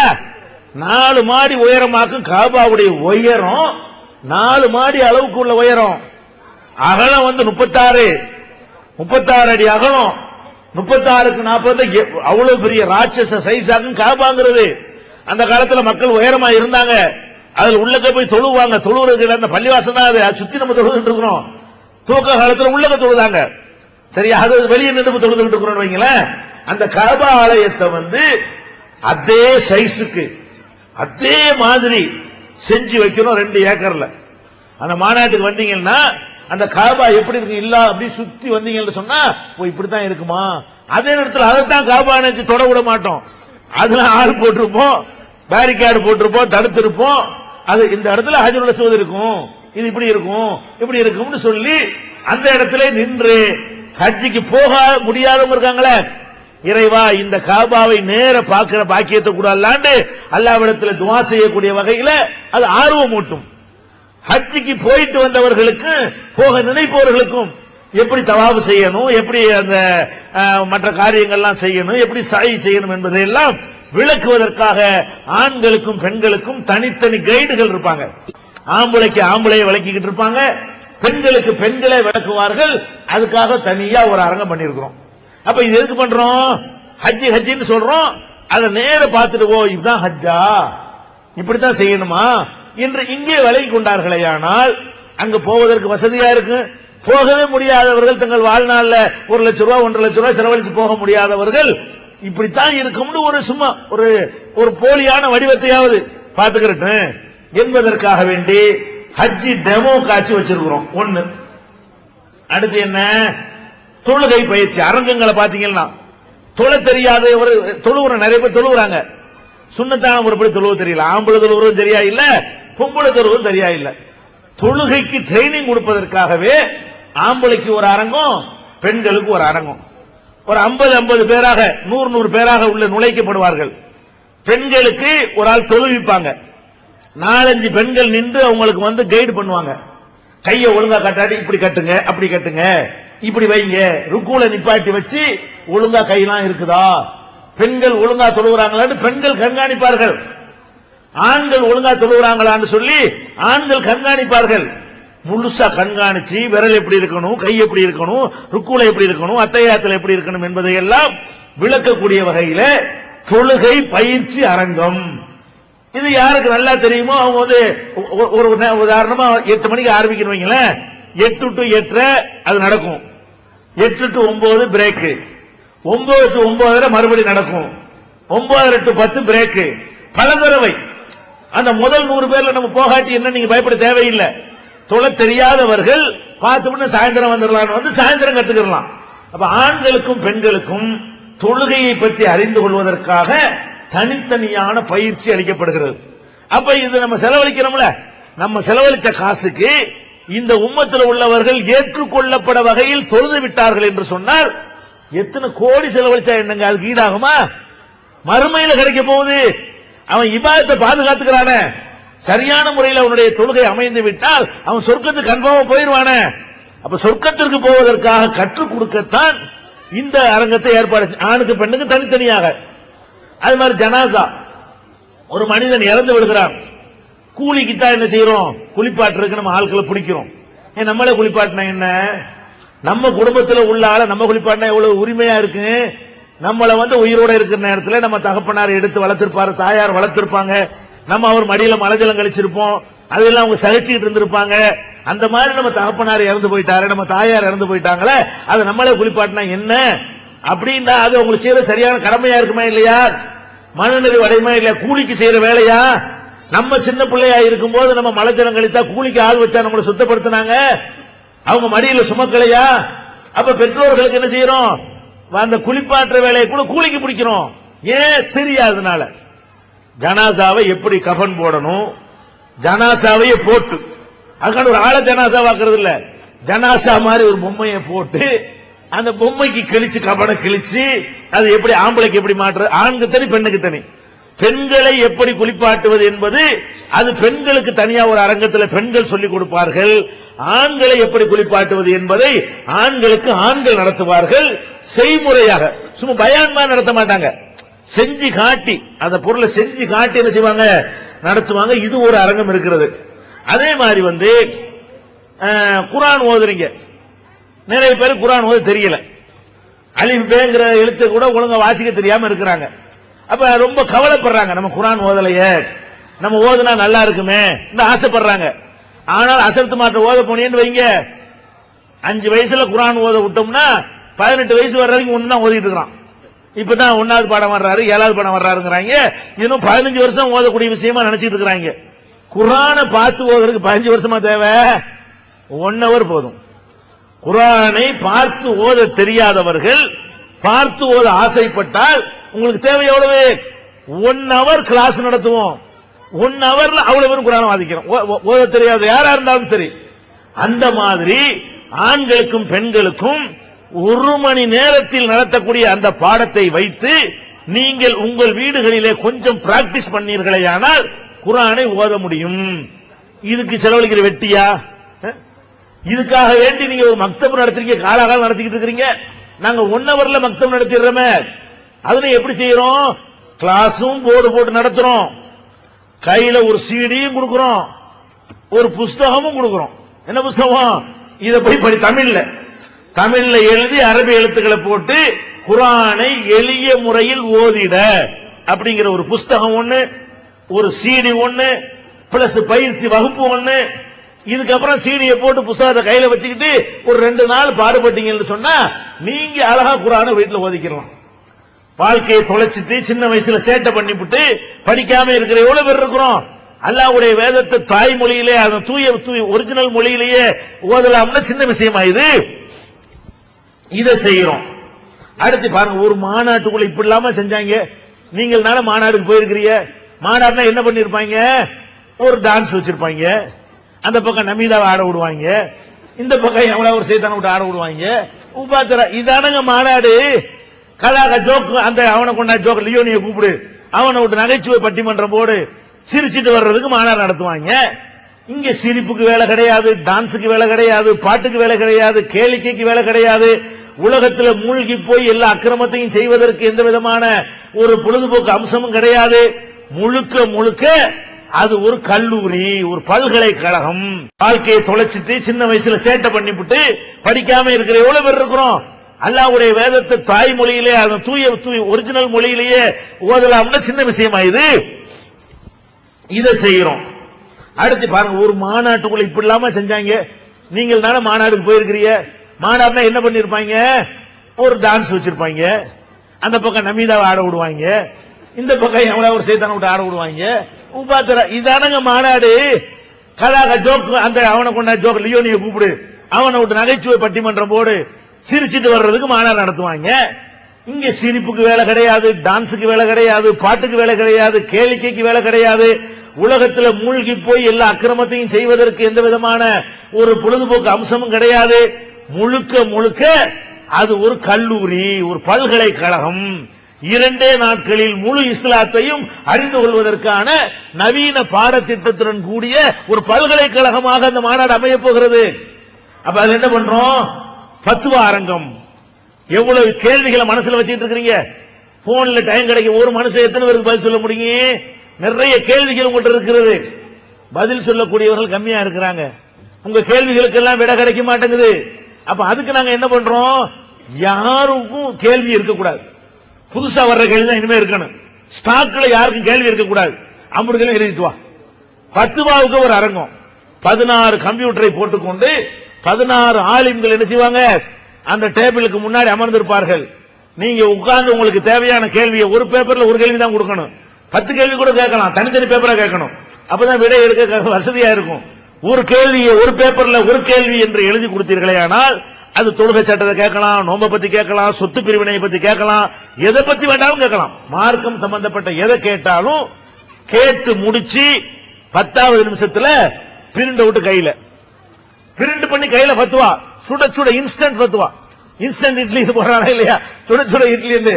அந்த மாதிரி இப்ப என்ன பண்றோம், இன்ஸ்டன்ட் பத்துவாவாக வந்து உடனே உடனே பத்துவாக்கள், உடனே எந்த கேள்வியா இருந்தாலும் சரி, கூட்டமா இருக்கான்னு நீ மலர தேவையில்லை. 2 நாள் இருக்குல்ல, கூட்டமா இருந்தா வேற ஒண்ணுக்கு போயிட்டு சாயந்தரம் வாங்க. 2 நாளைக்கு ஃபுல்லா ஒதுக்கி இருக்கிற காரணத்தினால இந்த 2 நாளைக்கு உள்ள உங்களுடைய கேள்விகளை கேட்பதற்கு டைம் நிச்சயமா கிடைக்கும். பல அரங்கங்கள் இருக்கு, இதுக்கு போறவங்க இதுக்கு போகலாம், அதுக்கு போறவங்க அதுக்கு போகலாம். மாநாடுல எந்த பயான் நடக்காது, ராத்திரிக்கு தான் பயான் நடக்கும், பகல் பூரா சுத்தி வர்றதுக்கு அவ்வளவு விஷயங்கள் இருக்கிறது. இது பண்றோம். அடுத்து என்ன, பத்துவா அரங்கத்தை ஒட்டி இஸ்லாம் ஒரு எளிய மார்க்கம்ங்கிற நிகழ்ச்சி கண்டினியூவா தொடர்ச்சியா நடந்துகிட்டே இருக்கும். ஆள் மாறி 200 பேர் உட்காரக்கூடிய ஒரு அரங்கம் வச்சிருப்போம். யார் யாரு கேள்வி இருக்க உட்கார வேண்டியது, எந்திரிச்சு கேள்வி கேட்க வேண்டியது, அவர் பதில் சொல்லுவார். பத்துவாவா பேப்பரா இல்லாம சாட்டா காதுல வாங்கிட்டு போக நினைக்கிறாங்கன்னு வைங்க, அவங்களுக்காக வேண்டி இஸ்லாத்தை பற்றி கேள்வி கேட்டு தெரிந்து சொல்லக்கூடிய அதுல கூட்டமா இருக்கா, அப்புறம் வாங்க 2 நாளைக்கு இருக்க புரியல. அந்த மாதிரியான வகையில கேள்வி பதில் அரங்கம், இஸ்லாம் ஒரு எளிய மார்க்கம்ங்கிற அரங்கம் இருக்கிறது. அது ஒரு பக்கம் நடந்துகிட்டே இருக்கும். அது நடந்துகிட்டே இருக்கும் பொழுது இஸ்லாத்தை தழுவி வந்திருக்காங்கல்ல எவ்வளவு பேரு, ஏன் இஸ்லாத்துக்கு வந்தாங்க, அவங்களை எது கவர்ந்துச்சு, அதை நீங்க விளங்கி கொண்டால் உங்களுக்கு தாவாவுக்கு உதவும், உங்களுடைய ஈமான் பலப்படும். என்னை கவர்ந்த இஸ்லாம் என்று இஸ்லாத்தை ஏற்றுக்கொண்ட நம்முடைய கொள்கை சகோதரர்கள், நான் ஏன் இந்த இஸ்லாத்தை எனக்கு பிடிச்சிச்சு, நான் எதுக்கு இந்த மார்க்கத்துக்கு வந்தேன் என்று விளக்கி பயான் செய்து கொண்டே இருப்பு நடந்துகிட்டே இருக்கும். 2 நாளும் ஒவ்வொரு ஆளா மாறி மாறி ஏதாவது 1லயோ 2லயோ 3லயோ போய் நீங்க உட்கார்ந்து பங்கெடுக்கலாம். அதை கேட்க விரும்புறீங்களா, அதுல போய் உட்கார்ந்துக்கலாம். இந்த பக்கம் தொழுக அரங்கம் இருக்கும், அந்த பக்கத்துல பத்துவா அரங்கம் இருக்கும், இந்த பக்கத்துல எளிய மார்க்கம் இருக்கு. எதுலயாவது உட்கார்ந்துக்கிறங்க. இதுக்கு போயிட்டு அதுக்கு 2வது போங்க, அதுக்கு 2வது போயிட்டு இதுக்கு போவாங்க. ஒரு கண்காட்சிகள் அப்படி செய்ய மாட்டீங்களா? இந்த மாதிரியான அரங்கங்கள் வைத்திருக்கிறோம். அதே மாதிரி வந்து இந்த அசர்த்துமார்கள், பாதிரியார்கள், சாமியார்கள் மண் தந்திரங்களுக்கு மாயாஜால வித்தை என்று சொல்லி சில வித்தைகளை அறிந்து வைத்துக் கொண்டு மக்களை ஏமாத்தி கொள்ளையடிச்சிட்டு இருக்கிறாங்க. இப்ப கூட ஒரு கல்கி சாமியார் ஒரு அயோக்கியன், அவனை பாக்குறதுக்கு கோடி கோடியா கொடுக்கணுமா, கோயில் கட்டி மக்கள் எல்லாம் கூட்டி 30-40 பேர் காலி பண்ணிட்டாங்க, நெரிசல்லே காலி பண்ணிட்டாங்க. இதெல்லாம் என்ன காரணம், மனிதனுக்கு எது செய்ய முடியுமோ அதான் செய்ய இயலும், செய்ய முடியாதுன்னு அதை செய்ய இயலாது. இதை விளங்காம இப்படின்னு மோதிரத்தை எடுத்து கொடுத்தான்னு வைங்கண்ணா, வெறுங்கையில் மோதிரத்தை காட்டணும்னு வைங்களேன், அவர் எப்படி ஆள் தெரியுமா, என்ன வேண்டாலும் அப்படின்னு நினைக்கிறது. எப்படி எடுக்க முடியும், வெறுங்கையில் மோதிரம் வரும், ஏற்கனவே மறைச்சு வச்சிருந்தா தான் எடுக்க இயலும், செட்டிங் பண்ணாமல் எடுக்க இயலாது, சும்மா எடுக்க இயலாது யாராலையும். அப்ப இந்த மேஜிக் என்ற பெயரை தான் என்ன செய்யறான், இந்த அஜர்த்துமார்கள் இவங்க எல்லாம் கத்துக்கொண்டு இந்த சமுதாயத்தை மழுங்க செஞ்சு அப்படி எலுமிச்சம்பழத்தை தடுத்து ரத்தம் ஊத்தும். இப்படிமா மரியாதையா 11 காரவா கொடுக்கல, ரத்தங்கைக்கு சாவு வேண்டும், கத்தி எடுத்து அறுப்பான் எலுமிச்சம்பழத்தை, ரத்தமா ஊத்தும். தாங்க அசரத்து இப்படி ஏமாத்துறானா இல்லையா? என்னடா எலுமிச்சம்பழம், அதை தாண்டி பூசணிக்காயில கூட ரத்தம் வர வைக்குவோம் நாங்க. இதுக்காக என்ன செய்யறோம், மாயாஜால மர்மங்கள் ஒரு அரங்கம். மாயாஜால மர்மங்களுக்கு போனா ஒரு சாமியார் அப்படி அந்த இடத்துல உட்கார்ந்துருப்பாரு, கீழே எல்லாம் தடவி நீங்க பார்க்கலாம், கையை விட்டு பார்க்கலாம், ஒண்ணுமே இருக்கா, மேல நிப்பாரு, அந்த இடத்துல இருப்பாரு. எப்படி அந்த இடத்துல இருப்பாரு, இப்படித்தான் ஏமாத்துறான்னு சொல்லிட்டு விளக்கம் செய்யப்படும். எப்படி அந்த இடத்துல நீ நிக்கலாமே, அந்த இடத்துல நிக்கிற, அந்த இடத்துல நிக்கிற மாதிரி காட்டலாம். எலும்பு கூடு பேசும், உங்க கேள்விக்கு எலும்பு கூடு பதில் சொல்லணும், எலும்பு கூட சொல்லணும், பட்டனை தட்டினா அது பேசும். அந்த மாதிரியான வெறுமனே தண்ணி ஊத்திக்கிட்டு இருக்கு, எங்க இருந்து வருதுன்னு தண்ணி தெரியாது, சும்மா தண்ணி ஊத்தும், ஒரு பானையிலையோ ஒரு மலையிலிருந்து வராது. இப்படியான மேஜிக் அரங்கம் தனியா ஒண்ணு வச்சிருக்கிறோம். அது உள்ள போனீங்கன்னா எப்படி எல்லாம் ஏமாத்துறானோ அதுகளெல்லாம் செஞ்சு காட்டி, சும்மா மேஜிக் சொன்ன இந்த அமைச்சூர்தனமான மேஜிக் இல்ல, ரொம்ப ப்ரொஃபஷனலான மேஜிக். இது தொழில் முறையில செய்யறாங்கல்ல, அந்த மாதிரி நிபுணர்களை கொண்டு வந்து அங்க வச்சு என்ன செய்யறோம், இதுகளை ஒரு பக்கம் நடத்துறோம். அவர் அங்க லைட் மேஜிக் செஞ்சுக்கிட்டே இருப்பாரு, ஆயிரக்கணக்கான மேஜிக்கள் அதை செஞ்சு விழிப்புணர்வு கூட்டுவார். இதெல்லாம் பொய்ப்பா, நீ செய்யலாம்ப்பா, நாங்க செய்யலாம்ப்பா, யாரும் செய்யலாம். இதுக்காகத்தான் சாமியார்ட்ட போய் நம்பி ஏமாறுறீங்க. இப்படியே ஒரு கலை கிடையாது, ஏமாத்துறதாண்ட இதுல இருக்குது. நிஜமாக செய்ய முடியாது, கழுதையை குதிரை ஆக்க முடியாது, வெறும் டப்பாவுல புறாவை எடுக்க இயலாது. எடுக்கிறான்னு சொன்னா அவன் ஏற்கனவே புறாவை மறைச்சு வச்சிருக்கிறான், அது எப்படி மறைக்கிறான், அதெல்லாம் நேற்று இருக்கிறது என்று விலைக்கு சொல்லக்கூடிய வகையில மாயாஜால மர்மங்கள். அது மாத்திரம் இல்லாம இது மாதிரி நம்மளும் செஞ்சு விழிப்புணர்வு ஊட்டலாமே நினைப்பீங்கல்ல, அதுக்காக வேண்டி இந்த மாயாஜால பொருள்களை விற்கிறதுக்கு ஒரு அரங்கம் வச்சிருக்கிறோம். வாங்கிட்டு போலாம், என்னென்ன பொருளை வாங்கிட்டு போய் எப்படி எப்படி ஏமாத்துறாங்கன்னு காசை கொடுத்து, அது சும்மா இல்ல, அது மட்டும் அது காசு கொடுத்து வாங்கிட்டு போய் இந்த பாரு 50 காசு 2 ரூபாய் ஆக்குற பாருன்னு காட்டுறான். நீங்க போய் காட்டிவிட்டு என்ன செய்யணும்? இதாண்டா ஏன்டா ஏமாறுறீங்க, இதைத்தாண்டா அசர்த்து பண்றாரு, இதைத்தாண்டா சாமியார்லாம் பண்றான் அப்படின்னு சொல்லி இந்த மக்கள் விழிப்படையணும். உலகத்திலேயே முஸ்லீம் தான் விழிப்புணர்வு பெற்ற சமுதாயம். அவனை ஏமாத்த இயலாது. இதுக்கு செலவழிக்கிற வெட்டியா? எதுக்குமான பைத்தியக்காரங்களா நாங்க இவ்வளவு பெரிய இத்தனை ஆண்டு கஷ்டப்பட்டு காசு எல்லாம் கொண்டு கொட்டுறதுக்கு நாங்க இருக்கணுங்களா? இல்ல, இது நிறைய மெசேஜ் உங்களுக்கு அப்படி யூஸ்ஃபுல் ஆகும். அது மாதிரி வச்சிருக்கிறோம். அதுக்கப்புறம் அல்லாஹ் குர்ஆன்ல சொல்றான் சில அத்தாட்சிகள். ஃபிரௌனுடைய உடலை பாதுகாத்து வச்சிருக்கிறோம். அதை எடுத்து ஈஜிப்ட்ல உள்ள ஒரு மியூசியத்தில் வச்சிருக்கிறாங்க. நம்மளோட உயரமா பாஜான்பாக அந்த காலத்து மனுஷன் வாழ்ந்திருக்கிறான். அந்த உடல் அதை சைஸ் எல்லாம் கண்டு ஃபிரௌனுடைய உடல் தான் ப்ரூவ் பண்ணி இருக்கிறாங்க. அந்த ஃபிரௌன் உடல் எப்படி மியூசியத்தில் இருக்குதோ அதை அப்படியே சுட்டுக்கிட்டு வந்து அதே மாதிரி செஞ்சு படுக்கப்பட்டு வச்சிருப்போம். இதுதான் ஃபிரௌன் உடல். இது அல்ல, ஆனா இதே மாதிரி இருக்கும். அது அங்க மியூசியத்தில் எப்படி இருக்கிறதோ அந்த உடல் அப்படியே போலித்தனமாக ஒரு நகல் எடுத்து அங்க முன்னாடி என்ன செய்யணும்? ஃபிரௌனுடைய உடலை நீங்கள் பார்க்கலாம். ஓ, இப்படிதான் பாதுகாத்து வச்சிருக்குது. நேர எகிப்துக்கு போய் பார்க்கறத இங்க உட்கார்ந்து பார்க்கலாம். எங்க பார்க்கலாம்? எகிப்த வள்ளத்துக்கு கொண்டு வந்துடுறோம். அது மாதிரி நூஹ் நபியுடைய கப்பல், நூஹ் நபிய கப்பல்ல ஏறி பிரயாணம், வெள்ளம் ஏற்படுகிறது. கப்பல்ல ஏறி அவங்களை காப்பாத்துறான். தண்ணி வடிய ஆரம்பிக்கும் போது ஜூதி மலை, இது மலைக்கு மேல கப்பல் போகுது, அவ்வளவு தண்ணி. மலை கிட்ட வந்தவன சர சர சரன்னு தண்ணி இறங்குது. இறங்கின மலைக்கு மேல போய் கப்பல் உட்கார்ந்துருது. மலையில போய் கப்பல் உட்கார இயலுமா? அல்லாஹ் குர்ஆன்ல சொல்றான், உலக தரக்கனாக ஆயத்தன் பஹல்மி முத்தகிர். அந்த கப்பலை ஒரு அத்தாட்சியாக விட்டு வைத்திருக்கிறோம், சிந்திப்போர் இல்லையா? அட, இங்க இருந்து 2,000-3,000 அடிக்கு மேல எப்படி அந்த கப்பல் மலையில போய் உட்கார்ந்துச்சு? தரமட்டத்திலிருந்து 3,000 மைலுக்கு மேல 3,000 அடினா எத்தனை கிலோமீட்டர்? 3 கிலோமீட்டர். 3 கிலோமீட்டர் உயரத்தில் அந்த மலைக்கு மேல போய் எப்படி அந்த கப்பல் உட்கார்ந்து எவந்தி கொண்டே வச்சான்? அதுக்கு மேல தண்ணி ஓடி இருந்தா தான் அந்த கப்பல் மலையில உட்கார்ந்து இருக்க முடியும் இருக்குல்ல. அந்த கப்பலையும் கொண்டாந்து வைக்கிறோம். அந்த கப்பலை என்ன செய்யறோம்? அல்லாஹ் அத்தாட்சியாக எதையெல்லாம் விட்டு வைத்திருக்கிறானோ அதை டெமோவாக கொண்டாந்து என்ன செய்யறோம்? முன்னாடி கண் முன்னாடி காட்டுறோம். அப்படிப்பட்ட ஒரு அரங்கம். அது மாதிரி நபிமார்களுடைய வரலாறு ஒளியும் கண்காட்சியாக இருட்டறையில இருந்து அதை பல டேபிள்கள் ஒவ்வொரு நபியுடைய வரலாறுக்கும் எது ஆதாரப்பூர்வமாக கிடைக்கிறதோ, அவங்க விட்டு சென்ற இடங்கள், அவங்க பயன்படுத்திய பொருள்கள், அவங்க காலத்தில் நிகழ்ந்த அற்புதங்கள், அவங்களுடைய போதனைகள், இதையெல்லாம் ஒரு இடத்துல இருந்து கேட்கிற மாதிரி அது ஒரு பிரம்மாண்டமான கிட்டத்தட்ட 1.5 கிரவுண்ட். அதுக்கு ஒதுக்கி இருக்கிற எவ்வளவு? 1.5 கிரவுண்ட்னா எவ்வளவு ஆச்சு? 3600 ஸ்கொயர் ஃபீட். அப்ப 3600 ஸ்கொயர் உங்க வீடை விட பெருசா இருக்கும். அவ்வளவு இடத்துக்குள்ள எது வைக்கணும்? இந்த நபிமார்கள் வரலாறை ஒரு ஒளியுமாக நீங்கள் பார்க்கக்கூடிய வகையில, மார்க்கத்தினுடைய வரம்பை மீறிடாத வகையில அதை நினைஞ்சிருக்கிறோம், தயார் பண்ணி இருக்கிறோம். அதை பார்ப்பீங்க. அதே மாதிரி குழந்தை பிறந்ததுல இருந்து சாவுற வரைக்கும் இருக்கிறோம், அதை பார்ப்பீங்க.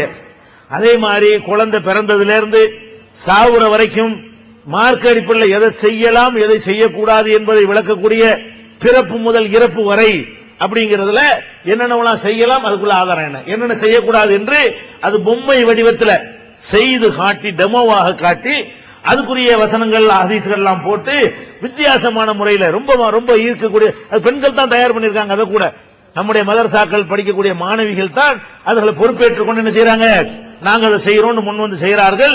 அது ரொம்ப அற்புதமா சிறப்பாக அமைந்திருக்கிறது. அது ஒரு பக்கம் நடந்துகிட்டு இருக்கும். அதே மாதிரி தொழுகை நேரம் இருக்கு. இத்தனை மணிக்கு லோஹர், இத்தனை மணிக்கு அசர்ன்னு சொல்றோம்.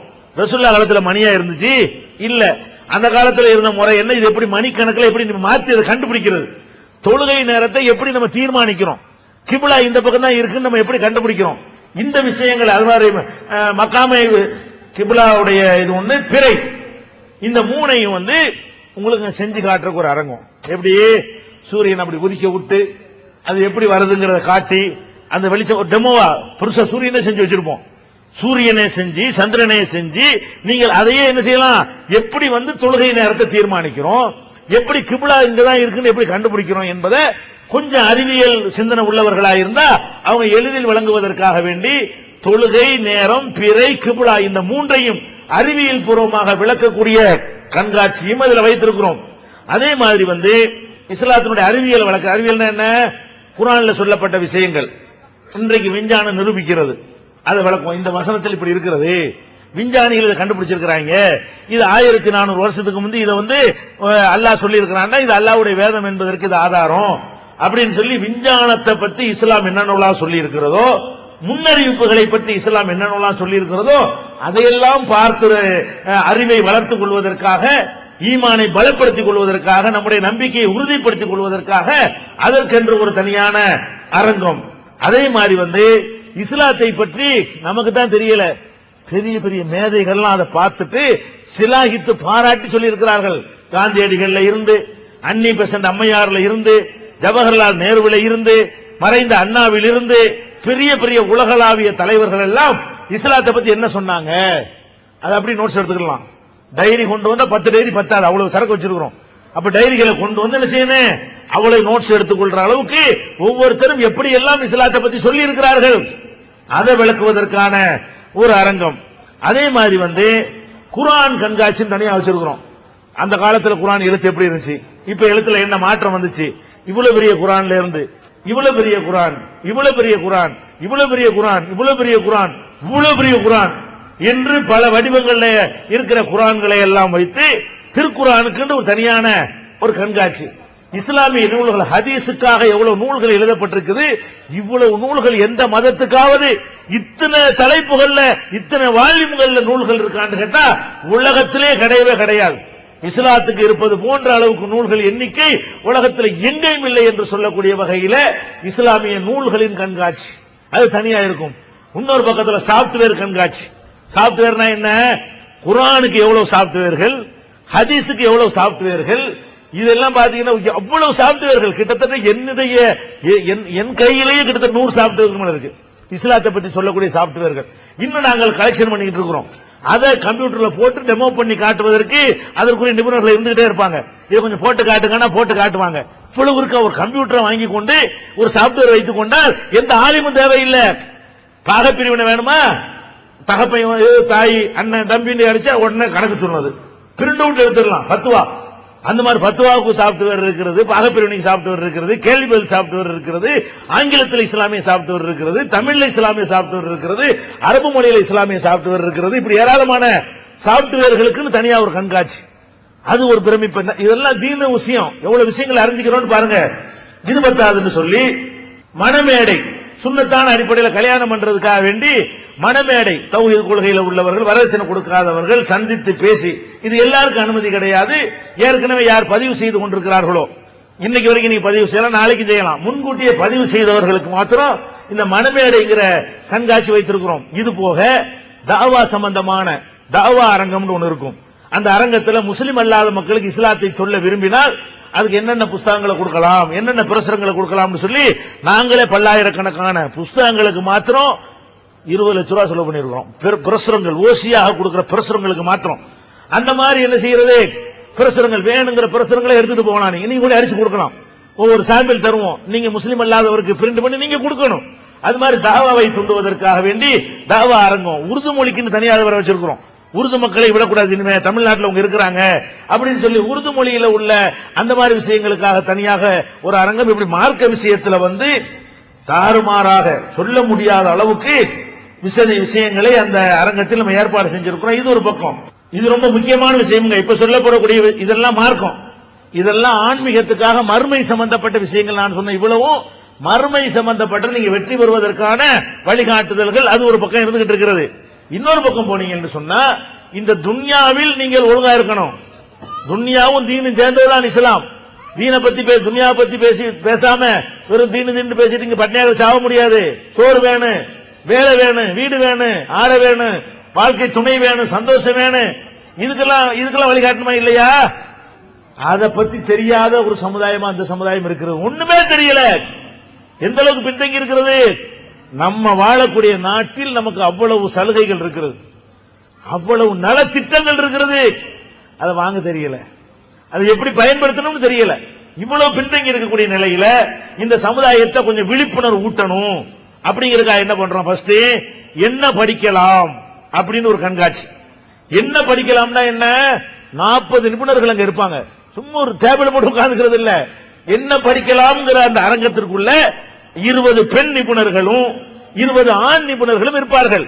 பெண்கள் அவங்க எதை படிக்க விரும்புறாங்களோ அந்த பெண்கள்கிட்ட போனீங்கன்னு சொன்னா எல்கேஜில இருந்து கல்லூரி படிப்பு வரைக்கும் எதை பத்தின விவரங்கள் வேண்டும் என்றாலும் என் பையனை நான் எல்கேஜில சேர்க்கணும், என்னென்ன பாடத்தை எடுக்கலாம், 5ஆம் கிளாஸ் படிக்கிறான், நெக்ஸ்ட் என்ன படிக்க வைக்கலாம், ஒரு விவரம் இல்லாத ஒரு பாமரனா நீங்க கேட்டாலும் உங்களுக்கு தேவையான அனைத்து விவரங்களும் என்ன செய்யப்படும். பீரியட் எப்படி கல்லூரியில் படிக்கிறேன்னு வைங்களேன், இந்த படிப்பு ஒரு படிப்பு இருக்கு, பிபிஏ படிக்கணும், எம்பிஏ படிக்கணும் அப்படின்னு ஒரு நினைச்சீங்கன்னு சொன்னா அது எந்தெந்த ஊர்ல எல்லாம் படிக்கலாம், எந்தெந்த காலேஜில் எல்லாம் அது உண்டு, எந்தெந்த காலேஜில் கொள்ளையடிக்கிறான், எந்தெந்த காலேஜில் சுமாரா ரீசனபிளாக அதுக்கு கட்டணம் வச்சிருக்கிறான் என்ற விவரங்கள். இந்த படிப்பதற்கு எத்தனை வருஷம் ஆகும், எத்தனை மார்க் எடுத்தால் இது கிடைக்கும், இதுக்கு இந்த படிப்பு படித்தால் என்ன மாதிரி வேலை கிடைக்கும், உள்நாட்டில் என்ன வேலை கிடைக்கும், வெளிநாட்டில் என்ன வேலை கிடைக்கும், அதுக்கு என்ன ஊதியம் கிடைக்கும். இந்த படிப்பு படிப்பதற்கு முஸ்லீம் அமைப்புகள்ல இருந்து யார் யார் உதவி செய்யலாம், கல்விக்காக உதவி செய்யக்கூடிய நிறுவனங்கள் எங்க இருக்கிறது, அரசாங்கத்திலிருந்து எப்படி இவ்வளவு விஷயம் ஒரு பேப்பர் அடிச்சு கொடுப்போம். ஒரு பேப்பரை நீங்க கேட்டீங்கன்னா வாயினால சொல்லி விட்டுற மாட்டோம், மறந்துடுவீங்கள, நீங்க நோட்ஸ் எல்லாம் குறிப்பு எடுத்துட்டு வருவானா, அப்படி ஒரு 30 பக்கத்தை எடுத்து கையில கொடுப்போம். அந்த அப்படி பிபிஏ படி, அப்படி நீ என்ன படிக்கிற டாக்டர், அப்படி நீ என்ன கலெக்டர், அப்படி சொல்லி விளக்கமும் கொடுத்து அவன் என்னென்ன படிக்க நினைக்கிறான். 3000 பக்கங்கள் எவ்வளவு தகவல் திரட்டி இருக்கிறோம். கல்விக்கு வழிகாட்டுவதற்காக மட்டும் 3000 பக்கங்கள், ஒவ்வொன்றுக்கும் 20 பக்கம், 10 பக்கம், 30 பக்கம் வரும். அதுல அது சம்பந்தமான அனைத்து டீட்டெயில்களும் இருக்கும். அதை வாங்கிட்டு போய் வெளியில உட்கார்ந்து படிச்சுட்டு புரியலன்னா மறுபடியும் அரங்கத்துக்கு வரலாம். இது என்னங்க ஒண்ணு புரியாம இருக்குன்னு விளக்கம் கேட்கலாம். 2 நாளுக்கு தான் வச்சிருக்கிறோம். இந்த 2 நாளைக்கு இடையில அதுக்குள்ள நுழைஞ்சிட்டு போனால் இந்த மக்கள் படிப்பையும் தேர்ந்தெடுக்க தெரியல, அரசாங்கத்தில் பணத்தை அள்ளி அள்ளி கொடுக்கறான், வாங்க தெரியல, அவன் படிச்சிட்டு இருக்கிறான், அவ்வளவு சலுகைகள் கொடுக்கறான், அப்ளிகேஷன் கொடுக்க தெரியல, எங்க கொடுக்கணும்னு தெரியல. இந்த அளவுக்கு பின்தங்கி இருக்கிற ஒரு சமுதாயத்தை முன்னேற வைப்பதற்காக வேண்டி என்ன படிக்கலாம் என்ற ஒரு அரங்கம், அது ஒரு கண்காட்சி அரங்கம் தனியாக நடந்துகிட்டே இருக்கும். அதுக்கப்புறம் என்னது, என்ன படிக்கலாங்கிறதோட என்ன வேலை, வேலைக்கு அலைகிறான் எல்லாரும். எனக்கு தெரிஞ்சு ஆளுக்கு அலைகிறாங்க எத்தனை பேர், நிறைய பேர் வேலைக்கு அலைஞ்சிட்டு இருக்கிறான். எனக்கு தெரிஞ்சு வேலை இல்லைன்னு என்கிட்ட வந்தால் நான் ஒரு 50,000 பேருக்கு வேலை கொடுப்பேன். என்கிட்ட இல்ல, என்கிட்ட அவ்வளவு பேர் சொல்றாங்க எங்களுக்கு 10 பேர் வேணும், எங்களுக்கு 20 பேர் வேணும். ஒரு பக்கம் ஆள் கிடைக்காம அலமோதுறான், இன்னொரு பக்கம் வேலை கிடைக்கிறேன்னு போய் சொல்லி தெரியுறான். கம்யூனிகேஷன் இல்ல, எங்க போய் தேடணும், எப்படி தேடணும், எது வேலைன்னு தெரியல. அப்ப என்ன படிப்புக்கு என்ன வேலை, என்னென்ன வேலைகளுக்கு வாய்ப்புகள் இருக்கிறது, இந்த விஷயங்கள்லாம் விளக்குவதற்காக வேண்டி உள்நாட்டில் என்ன வேலை, வெளிநாட்டில் என்ன வேலை கிடைக்கும் என்று வேலை வாய்ப்பு சம்பந்தமாக விளக்குவதற்காக சாதாரண ஆட்கள்லாம் வரல. இந்த தனியார் தொலைக்காட்சிகள்ல இதை பத்தியே விளக்குவாங்க சில நிபுணர்கள், அவங்கள கொண்டு வர்றோம், அவங்களுக்கு உரிய ஹதியாவையெல்லாம் கொடுத்து என்ன செய்யறோம், அவங்கள கொண்டாந்து உட்கார வைக்கிறோம். நாங்களும் சேர்ந்து உட்கார்ந்துகிட்டு என்ன செய்வோம், குஞ்சாலி மறுக்காரும் கூட கூட எங்களுக்கு தெரிஞ்சு சொல்லுவோம். அந்த மாதிரியான விளக்கம் தருவதற்காக வேண்டி வேலை வாய்ப்பு அரங்கம், வேலை வாய்ப்புக்கான சும்மா சுத்திட்டு தெரியாது, தருதலையா சுத்தாத, எனக்கு நான் இந்த நிலையில் இருக்கிறேன், எனக்கு ஏதாவது வழி சொல்லுங்கன்னு கேளு. என்கிட்ட காசும் இல்ல, ஒண்ணும் கிடையாது, இன்னது படிச்சிருக்கிறேன், எனக்கு என்னமா வழி காட்டுங்கன்னு கேளு, அங்க கிடைக்கும் வழி. இன்ஷா அல்லாஹ் என்ன செய்வோம், அதற்கான வழிகாட்டுதல் யோசனை உங்களுக்கு தரப்படும். அதுக்கு ஒரு அரங்கம். அது மாதிரி சிறு தொழில் பெருந்தொழில் வழிகாட்டி அரங்கம். ஒரு தொழில் செய்ய நினைக்கிறீங்க, இன்னைக்கு ரொம்ப முக்கியமா உங்க மாவட்ட பெருந்தொழில் வழிகாட்டி அரங்கம். ஒரு தொழில் செய்ய நினைக்கிறீங்க, இன்னைக்கு ரொம்ப முக்கியமா உங்க மாவட்டத்துக்கு ரொம்ப தேவை. தஞ்சை மாவட்டத்தில் என்ன 3000 ரூபாய் சம்பாதிக்கிறான், போய் 5000 ரூபாய் அனுப்புறான், வெளிநாட்டில் போய் 5000 ரூபாய் அனுப்புறான். அந்த 5000 ரூபாய் அனுப்புறதுக்கு 1.5 லட்சம் ரூபாய் விசாவுக்கு காசு செலவழிக்கிறான். 1.5 லட்சம் ரூபாய் 2 லட்சம் ரூபாய் செலவழிச்சிட்டு போய் அந்த காசு ரிட்டர்ன் ஆகுமா? ரிட்டர்ன் கிடையாது, போனதுதான். Agent கொடுத்ததுதான், ticket எடுத்ததுதான். 1.5 லட்சம் ரூபாய் எப்படி கொண்டே கடலை கொண்டே மாதிரி போட்டு 3 வருஷம் வேலை பார்க்கறான் 5000 ரூபாய் சம்பளத்துக்கு. அதே அந்த 1.5 லட்சம் ரூபாய் இருந்தா உன் ஊர்ல உட்கார்ந்துகிட்டு, உன் நாட்டில் உட்கார்ந்துகிட்டு, உன் பொண்டாட்டி பிள்ளையோட சந்தோஷமா உட்கார்ந்துகிட்டு 10,000 ரூபாய் சம்பாதிக்கலாம். 10,000 ரூபாய் சம்பாதிக்க வழி இருக்கும்போது ஏன்டா ஏஜென்ட் கொடுத்துக்கிட்டு 5000 ரூபாய்க்கு அடிமை வேலை பார்க்கிற? சுதந்திரத்தை இழந்துட்டு பேச்சுரிமை உண்டாங்க, ஏதாவது சந்தோஷம் உண்டா? போன்லயே குடும்பம் நடத்தணுமா? ஏன் சந்தோஷமா மனைவி மக்களோட இந்த நாட்டில் வாழ வேண்டியதானே? காசு தானே உனக்கு வேணும். இந்த 4000 ரூபாய் 5000 ரூபாய் இங்க சம்பாதிக்க ஏழுமா ஏழாதா? ஏழும். சிறு தொழிலுக்காக நாங்கள் 200 தொழில்களை கண்டறிந்திருக்கிறோம். எவ்வளவு தொழில்? 200 தொழில்களை பட்டியல் போட்டு வச்சிருப்போம். வேணுங்கிறவங்க ஆளுக்கு ஒண்ணு எடுத்துக்கலாம். அதுல நீங்க எதை செலக்ட் பண்றீங்களோ 1 2 3. ஏன்னா 22ஆம் நம்பர் தொழில அத்தர் தயாரிக்கிறது, சோப்பு தயாரிக்கிறது, பாய் தயாரிக்கிறது, கிரிசு தயாரிக்கிறது, பேப்பர் கவர் தயாரிக்கிறது, பாலித்தீன் பை தயாரிக்கிறதுன்னு சொல்லி பலவிதமான தயாரிப்பு தொழில்கள் இருக்கிறது.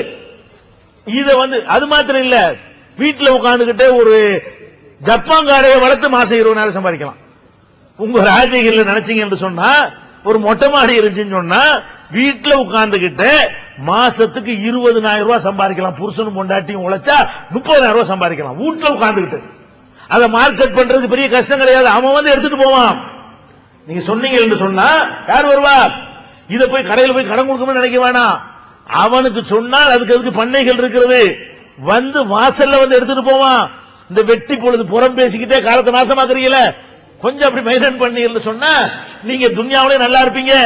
புருஷனை வெளியே அனுப்பிட்டு நீங்க போட்டு ஏங்கிட்டு இருக்க வேண்டிய அவசியமே இல்ல. பெண்களுக்கு வேலை, ஆண்களுக்கு வேலை என்று இப்படி ஈமு கோழி வளர்ப்பது எப்படி, அது எப்படி சம்பாதிக்கலாம், தேனை எப்படி உற்பத்தி பண்றது, அது எப்படி மார்க்கெட் பண்றது, இப்படின்னு தயாரிப்புல இருந்து 10,000 ரூபாயில இருந்து 2 லட்சம் ரூபாய் வரைக்கும் சிறு தொழில் வச்சிருக்கிறோம். 10,000 ரூபாய் தான் ஏழு முறையா வா, 10,000 ரூபாய் வச்சுக்கிட்டு 5,000 ரூபாய் சம்பாதிக்க நான் வழி சொல்றேன் வா என்று இந்த மாநாடு உங்களை கூப்பிடுது. வெறும் 10,000 ரூபாய் வச்சுக்கிறவன் அதிலிருந்து இருந்து மாசம் 5,000 ரூபாய் சம்பாதிக்க போறான். அப்ப அந்த மாதிரியான வழிகாட்டுதல். அதுக்கு என்ன செய்யறோம்? அந்த நம்பரை சொன்னோன்னு எனக்கு இந்த தொழிலை பத்தி விவரம் தாங்கன்னு கேட்டா நீங்க 44ஆம் நம்பர்னு சொன்னீங்கன்னு வைங்க, அந்த செட்டத்தை கையில தந்துருவோம். அதுல என்ன இருக்கு? மெட்டீரியல் எங்க வாங்கலாம், மிஷின் எங்க வாங்கலாம், எப்படி மார்க்கெட் பண்ணலாம், எப்படி விற்கலாம், அது எப்படி தயாரிக்கலாம், அது என்னென்ன வேணும், அது எத்தனை பேர் வேலைக்கு வேணும், எத்தனை லாபம் எவ்வளவு கிடைக்கும் என்று அவ்வளவு விவரங்களும் பிரிண்ட் அவுட்டாக தாய்மொழி தமிழ்ல தர்றோம். ஒருத்தர் ஆசைப்படுறாரு பேராசையா அம்புட்டையும் செய்யணும், எல்லாத்தையும் தாங்க அப்படி வந்துடும். அதுக்காக என்ன பண்றோம்னா ஒரு சீடிலையும் கொடுக்குறோம்டா, எல்லாம் தானே வேணும், புஸ்தாம தரையில உனக்கு தூக்கிட்டு போற கஷ்டம் லக்கேஜ் போட்டுருவாங்க. இந்த ஒரு சீடி எப்படி கம்ப்யூட்டர்ல போட்டு பார்த்து 200 தொழிலையும் தெரிஞ்சுட்டு போ அப்படின்னு சொல்லி என்ன செய்யறோம்? அது சீடிக்கு மட்டும் காசு கொடுத்துடணும், சீடி காசு மட்டும் தேவையில்லாம வாங்க கூடாதுக்காக வேண்டி அந்த மாதிரியான தொழிலுக்கு வழிகாட்டுறதுக்கு ஒரு அரங்கத்தை. இதெல்லாம் எதுக்கு நீங்க யோசிக்கணும். ஏன்பா இது வரலாற்று ஜமாத்தா? வரலாற்றுக்கு தான் இதை உண்டாக்கணும் நினைச்சிட்டு இருக்கிறியா? குர்ஆன் ஹதீஸ் படி வந்துட்டா எல்லாத்தையும் சிந்திக்கக்கூடியவனா ஒருத்தன் மாறுவான். இந்த இயக்கம் எது இதெல்லாம் சிந்திக்குது? குர்ஆன் எங்களுக்கு அதெல்லாம் சொல்லுதுப்பா. நபிகள் நாயகம் ஸல்லல்லாஹு அலைஹி வஸல்லம் அவர்கள் இதையெல்லாம் திங்க் பண்ணினார்கள். பள்ளிவாசல் அனைத்துக்கும் கேந்திரமாக இருந்தது. அப்படிப்பட்ட ஒரு ஜமாத்தை உருவாக்க நம்ம ஆசைப்படுறோம். இவன் என்ன நினைக்கிறான்? போர்டு போட்டுக்கிட்டு தொப்பி போடாத வராது. இன்னும் எங்க நிக்கிறான்னு பாருங்க. காட்டு மிராண்டி காலத்தில் இருந்துகிட்டு தொப்பி போடாட்டி வராத. உலகம் எங்க போயிட்டு இருக்கு, நம்ம எங்க இருந்துகிட்டு இருக்கிறோம், அடுத்தவன் எங்க போயிட்டு இருக்கிறான், எந்த ஒரு சமூக அக்கறையும் கிடையாம இந்த 7 வருஷம் காலத்தை வீணாக்கிட்டு வந்த கூமுட்டைகள் சொல்லக்கூடிய சொல்ல கேட்டுக்கிட்டு நாசமா போய் கொண்டிருக்கிறார்கள். நாங்க இந்த சமுதாயத்தை ஆக்கப்பூர்வமான வழியில கொண்டு போவதற்கு ஒரு பக்கம் சிந்திச்சுக்கிட்டு இருக்கிறோம். யோசிச்சு பார்க்க வேண்டும். அடுத்து என்ன? கண்காட்சியிலேயே உலக சம்பந்தப்பட்டது. என்ன உலக சம்பந்தப்பட்டது? இன்றைக்கு நம்ம பயன்படுத்துற மைக்கு, டிவி, எவ்வளவு சாதனங்கள்லாம் இருக்குது. இதுகளை எல்லாம் நம்ம ஒரு 200 வருஷமா ஒண்ணு கண்டுபிடிக்கல. 200 வருஷமா முஸ்லீம்கள் என்ன செய்யல, பெருசா ஒண்ணும் கண்டுபிடிச்சிடல. ஆனா 200 வருஷத்துக்கு முந்தி எடுத்துக்கிட்டீங்கன்னா நபிகள் நாயகம் காலத்திலிருந்து 1200 வருஷமாக உலகத்துக்கு விஞ்ஞானத்தை கண்டுபிடிச்சது நம்ம தான். தெரிஞ்சுக்கிறங்க, எல்லா கண்டுபிடிப்புகளும் முஸ்லீம்கள் தான் கண்டுபிடிச்சான். ஐரோப்பாவெல்லாம் இருண்ட கண்டமாக இருந்த காலத்துல அனைத்து விஷயங்களையும் உலகத்துக்கு சொல்லிக் கொடுத்தவன் யாரு? முஸ்லிம்கள். அந்த வரலாறுகள் இருட்டடிக்கப்பட்டிருக்கு. நீ பணம் குவிஞ்சவனதான் அவன் களிமண்ணா மாறி போயிட்டான். அரபு நாட்டுக்காரன் என்னைக்கு பணம் தாறுமாறா குவிந்ததோ, பெட்ரோல் வளம் கிடைத்ததோ, அன்னைக்கு பின்தங்கினவன் தான். அதுக்கு பிறகு நீங்க மற்றவங்க எடுத்துக்கிட்டாங்க. அதுக்கு பேசிக்கா இருந்தவன், அஸ்திவாரம் போட்டவன், அதுக்கு காரணகர்த்தவா இருந்தவன் யாரு? சூரியனை பத்தி கண்டறிஞ்சவன் யாரு? கோள்களை கண்டறிஞ்சவன் யாரு? இரவு பகல் மாறுவதை கண்டறிஞ்ச உருண்டை கண்டறிந்தவன் யாருன்னு பாத்தீங்கன்னா எல்லாம் நம்மடவன். அப்ப முஸ்லிம்கள் இந்த உலகத்திற்கு தந்த பாக்கியங்கள் என்ன என்று தனியா ஒரு கண்காட்சி இருக்கும். எவன் என்னென்னத்தை கண்டுபிடிச்சா அது உலகம் எப்படி எல்லாம் அதை பயன்படுத்திக்கிட்டு இருக்கிறதுங்கிற ஒரு கண்காட்சி அது ஒரு பக்கம் இருக்கும். இன்னொரு பக்கம் இந்த நாட்டினுடைய விடுதலைக்காக போராடிய நம்முடைய வரலாறு இருட்டடிப்பு செய்யப்பட்டிருக்கிறது. யார் யாரெல்லாம் இந்த நாட்டினுடைய விடுதலைக்காக சுதந்திரத்துக்காக பாடுபட்டு உயிர் நீத்தவன் யார் யாரு, ஜெயிலுக்கு போனவன் யார் யாரு, சித்திரவதைக்கு உள்ளானவன் யார் யாரு, ஊனமாக்கப்பட்டவன் யார் யார் என்ற விவரங்களை எல்லாம் அந்த கண்காட்சியில் அப்படி பார்த்து படித்து குறிப்பெடுக்கிற வகையில இருக்கும். இந்த நாட்டில் முஸ்லிம் மன்னர்கள் ஆட்சி புரியும் பொழுது கோயிலை இடிச்சாங்க, அதை இடிச்சாங்க, கட்டுக்கதைகளை புழுகு மூட்டைகளை இந்த சங் பரிவார கும்பல் பார்ப்பனிய கும்பல் அவிழ்த்து விட்டுக் கொண்டிருக்கிறது. அதெல்லாம் பொய் என்பதை நிரூபிப்பதற்காக முஸ்லிம் மன்னர்களாய் இருந்து கொண்டு அவர்கள் எவ்வளவு நேர்மையாக ஒழுங்காக அனைத்து மதத்தினரையும் சமமாக நடத்தினார்கள் என்பதை விளக்கக்கூடிய வகையில் அந்த ஒரு வரலாற்று கண்காட்சியும் ஒரு பக்கம் இருக்கும். இன்னொரு பக்கம் குறும்படங்கள். குறும்படங்கள் தான் என்ன? பாபர் மசூதி வரலாறை ஒரு சினிமாவை போல படமாக தயாரித்து 2 தியேட்டர் அங்க இருக்கும். மாநாட்டில் என்ன இருக்கு? சினிமா பார்க்கிற தியேட்டர் இல்ல, மூளையை தீட்டுகிற தியேட்டர். அந்த தியேட்டருக்குள்ள ஆண்களுக்கு தனி, பெண்களுக்கு தனி. உள்ள நுழைந்தால் பாபர் மசூதியை பற்றி ஒரு குறும்படம், குஜராத்தை பற்றி ஒரு குறும்படம், கோவை கலவரத்தை பற்றி ஒரு குறும்படம், ஈராக்கில் என்ன நடக்கிறது என்பதை பற்றி ஒரு குறும்படம், ஆப்கானிஸ்தானை பற்றி ஒரு குறும்படம். இந்த மாதிரியான குறும்படங்களுக்கெல்லாம் 1-2 தியேட்டர், ஆண் தனி பெண் தனியாக இது ஒரு பக்கம் இருக்கும். குழந்தைகளை கொண்டு வந்தால் அந்த குழந்தைகளுக்கு என்று ஒரு தனியான அரங்கம், அவர்களுக்கு பிடிக்கிற மாதிரி மார்க்கத்தை சொல்லிக் கொடுக்க வெளியே நின்று பார்த்துக்கிட்டு இருக்கலாம். உங்க பிள்ளைங்களுக்கு எப்படி இந்த மார்க்கத்தை நாங்க சொல்லிக் கொடுக்கிறோம் அப்படிங்கிறதுக்கு அதுக்கு ஒரு அரங்கம். இந்த குழந்தைகளை விளையாட்டில் ஈடுபடுத்துவதற்காக விளையாட்டு அரங்கம் தனியா வச்சிருக்கோம். பந்து அது இதுன்னு சொல்லி பல சாமான்கள், இந்த பலூன்ல ஏறி குதிக்கிற எல்லாம் ஃப்ரீ. அந்த மாதிரி குழந்தைகளை என்ன செய்யலாம், கொஞ்சம் வேடிக்கை காட்டுற குடும்பத்தோட வரலாம், ஒரு சுற்றுலா மாதிரி வரலாம். பாத்தீங்கன்னு சொன்னா கொஞ்சம் வெக்கையா இருக்கும், அவ்வளவுதானே தவிர குழு குழு இருக்காது. ஊட்டி ஏற்காடு மாதிரி குழு குழு இருக்காது. ஆனா என்ன இருக்கு? விஷயம் இருக்கும், மூளைக்கு விஷயம் இருக்கும், மனதுக்கு நிறைவு இருக்கும், நாலேஜ் இருக்கும். அது ஒரு பக்கம் நடத்துகிற காட்சி நீங்க பாக்குறீங்க. அதே மாதிரி குறும்படங்களுக்கு ஒரு அமைப்பு. அதே மாதிரி கோளரங்கம் அமைக்கணும். கோளரங்கம்னா தெரியுதா? கோளரங்கம்னு சொன்னா அப்படியே உட்கார்ந்து அண்ணாந்து நீங்க பாப்பீங்க, மேல திரை இருக்கும். இப்படி அண்ணாந்து பாத்தீங்கன்னு சொன்னா சூரியன் சந்திரன் எப்படி இருக்குது அப்படி காட்டி அது எப்படி ஓடுகிறது என்று இந்த கோள்களை விளக்குவதற்காக அரங்கம். இது மாணவர்களுக்கு மட்டும்தான் அனுமதி. பெரிய ஆட்கள் வெளியே பிள்ளைகளை விட்டு வெளியே நின்றுக்கணும். ஏன்னா அதுல அந்த நிபந்தனையோட கவர்மெண்ட்ல கொண்டாந்து வைக்கிறாங்க. நமக்காண்டி நம்ம மாநாடு எப்படி தாக்கத்தை உண்டாகி இருக்குன்னு கேட்டா, இவ்வளவு மக்கள் வர்றாங்க, அரசாங்கத்துடைய பங்களிப்பு ஒன்று வேணுங்கிறதுக்காக வேண்டி அவங்க கொண்டாந்து கோளரங்கம் வைக்கிறாங்க. எதுக்காக வேண்டி? இது மட்டும் தான் நம்ம செலவு இல்ல, ஆனா இடம் நம்ம போட்டு கொடுத்துருவோம். அந்த ஜாமா மிஷினரிகள் அவங்க கொண்டு வந்துடுறாங்க. அப்படி அந்த ஆகாயத்தில் பார்த்து கோள்களை, சூரியனை பத்தி, சந்திரனை பத்தி, செவ்வாயை பத்தி, சுக்கிரனை பத்தி, வியாழனை பத்தி, சனியை பற்றி, இப்படி எல்லா விதமான கோள்களை பற்றியும் அறிந்து கொள்வதற்கு ஏற்ற வகையில கோளரங்கத்தை பற்றிய ஒரு கண்காட்சி அங்க இருக்கிறது.